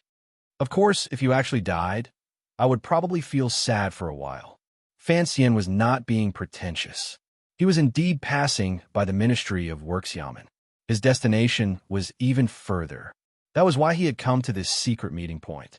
Looking at Yin Bingyun in front of him, he asked, "Has it all been confirmed? The eldest princess, Empress Dowager, Crown Prince, and Lady Shu are all in the palace." Yin Bingyun looked at him and said, "All confirmed. As long as the royal palace is under control, everything will be settled." Does the Empress Dowager really trust the great prince that much? Fan Xian furrowed his brows. "If I were her, I would have long swapped the great prince with someone from the old Qin family." Perhaps the Empress Dowager thinks that no one can save Lady Ning under the combined watch of the internal court eunuchs and guards. "I can," Fan Xian said with a slight smile. Fan Xian smiled slightly and said, "Tonight, I will rescue all of my relatives and lock up the others." Yin Bingyun smiled, but his smile was a bit bitter. Fan Xian saw the unnaturalness in his expression and furrowed his brows. What happened in the palace? Or did something happen on Sir Yan's side? "Don't worry about father. He's probably in the Qin family right now," Yin Bingyun said with his head lowered. "There is something I should tell you before you enter the palace." Fan Xian looked at him. "The third prince has been attacked by an assassin." Yin Bingyun raised his head to look at him. "You didn't give me your channels in the palace, so I have no way of investigating the results of this assassination. However, I urge you to think of the worst. After all, he is only a child. Igui Pin doesn't have much power to protect him." "You're saying that Changping was attacked by an assassin?" Fan Xian's eyes narrowed. He didn't speak for a long time. However, he gradually tightened his fist. His knuckles turned white and green, revealing the true feelings in his heart. A moment later, he said in a heavy voice, it wasn't the crown prince. Yin Bingyan glanced at him and was slightly surprised. He didn't understand why he was so sure that the mastermind of the assassination in the palace this time was not the crown prince. Blood has already been seen. Fan Xian raised his head to look at him. The original plan to enter the palace tonight doesn't need to be brought forward. Follow the original plan. With the help of the Jingdo government, the Black Knights have scattered into the capital. There are 400 people in total. Yin Bingyan knew Fan Xian's current mood, so he didn't misunderstand his particularly cold expression. Instead, he calmly said, "Since you've already decided to give up on the city gate department, then tonight's operation in the royal palace must be completed in one fell swoop. Not a single one can be missed. Of the 9 city gates, which one can I control?" Fan Xian forced a smile. "I don't have enough soldiers at hand, so I can't face them head-on. I can only take risks. Of course, I trust that neither the Empress Dowager nor the eldest princess would think that I would dare to force my way into the palace." He stood and smiled slightly. People who are used to the schemes of emperors often forget such a thing as courage. A drunkard may not have a clear mind, but when holding a kitchen knife, it is still very powerful. Everyone says my mother-in-law is crazy. I want to know if my forceful attack without any sense of beauty will make her so angry she'll curse. "This isn't a forceful attack," Yin Bingyan said. "At least the Imperial Army won't stop you. However, we only have 400 people. The other people of the 7th Bureau must set up a diversion outside the palace. The royal palace is so big, and we don't have enough people. If we want to guarantee that everyone will be captured, we must know exactly where the targets are." He looked at Fan Xian and said with slight worry, "Charging straight into the camp is a great taboo in the art of war. The meaning of gambling is too heavy. I don't know where your confidence comes from." "I have people in the enemy camp," Fan Xian said with a slight smile. He then touched his smooth cheek. After learning of the 3rd prince's assassination attempt, he hadn't said a word to Yin Bingyan about the matter. He only calmly arranged for the night's attack. In the end, Fan Xian couldn't resist slowly lowering his head. A wave of sadness rose in his chest. He silently prayed that nothing would happen to Qingping. "You can't die." Fan Xian seemed to be saying this to himself and also to the 3rd prince, whose life and death he didn't know. "You are going to be the emperor in the future. Let us bring forward the time by 2 hours to see a palace murder that could change history and many people." After the assassination attempt on the Qing Emperor on Dong Mountain, this was the second major event that shook the palace. The target of this assassination attempt was the 3rd prince. The 3rd prince was Li Qingping. His mother was Yi Guipin from Duke Lu's family. He had once followed the Duke of Danbua, Fan Xian, to study in Jiangnan for a year. Furthermore, he was the successor to the throne that Fan Xian had openly supported this year. Until a long time later, no one knew the main culprit in this murder attempt. No matter how one looked at it, the 3rd prince could not be considered an important target. Although everyone knew that this 10-year-old boy had a great influence on the crown prince's right of succession, this influence was mainly because of Fan Xian's support. The 3rd prince himself did not have any extraordinary magic or powerful power. Even if the crown prince was worried that his little brother would cause trouble, he would only think of killing Fan Xian and not the 3rd prince. The 3rd prince's death would not benefit the crown prince at all, other than making the opposition of the court officials a little fiercer and making Fan Xian's rebellion a little crazier. Most importantly, with Fan Xian as the scapegoat, the Dong Mountain matter could forever be hidden behind the truth. If Li Changping died in the royal palace, how would the present master of the royal palace, the crown prince, convince this little girl in history? The crown prince was like his father. They were both people who cared deeply about their reputation in history. Thus, he would waver between killing or not killing officials. Thus, he would not order his subordinates to kill the 3rd prince. This was also why Fan Xian determined that the main culprit was not him. Then, who wanted to kill Li Qingping? In the Qin corridor of the royal palace, the young Li Qingping's face was full of shock. He ran wildly as he also thought of this question. Unfortunately, this was not Hongguang Palace. The Empress Dowager had no way to protect his life. He called for help. But the Chun corridor was too quiet. No one heard his cry for help. Li Chongping felt hopeless.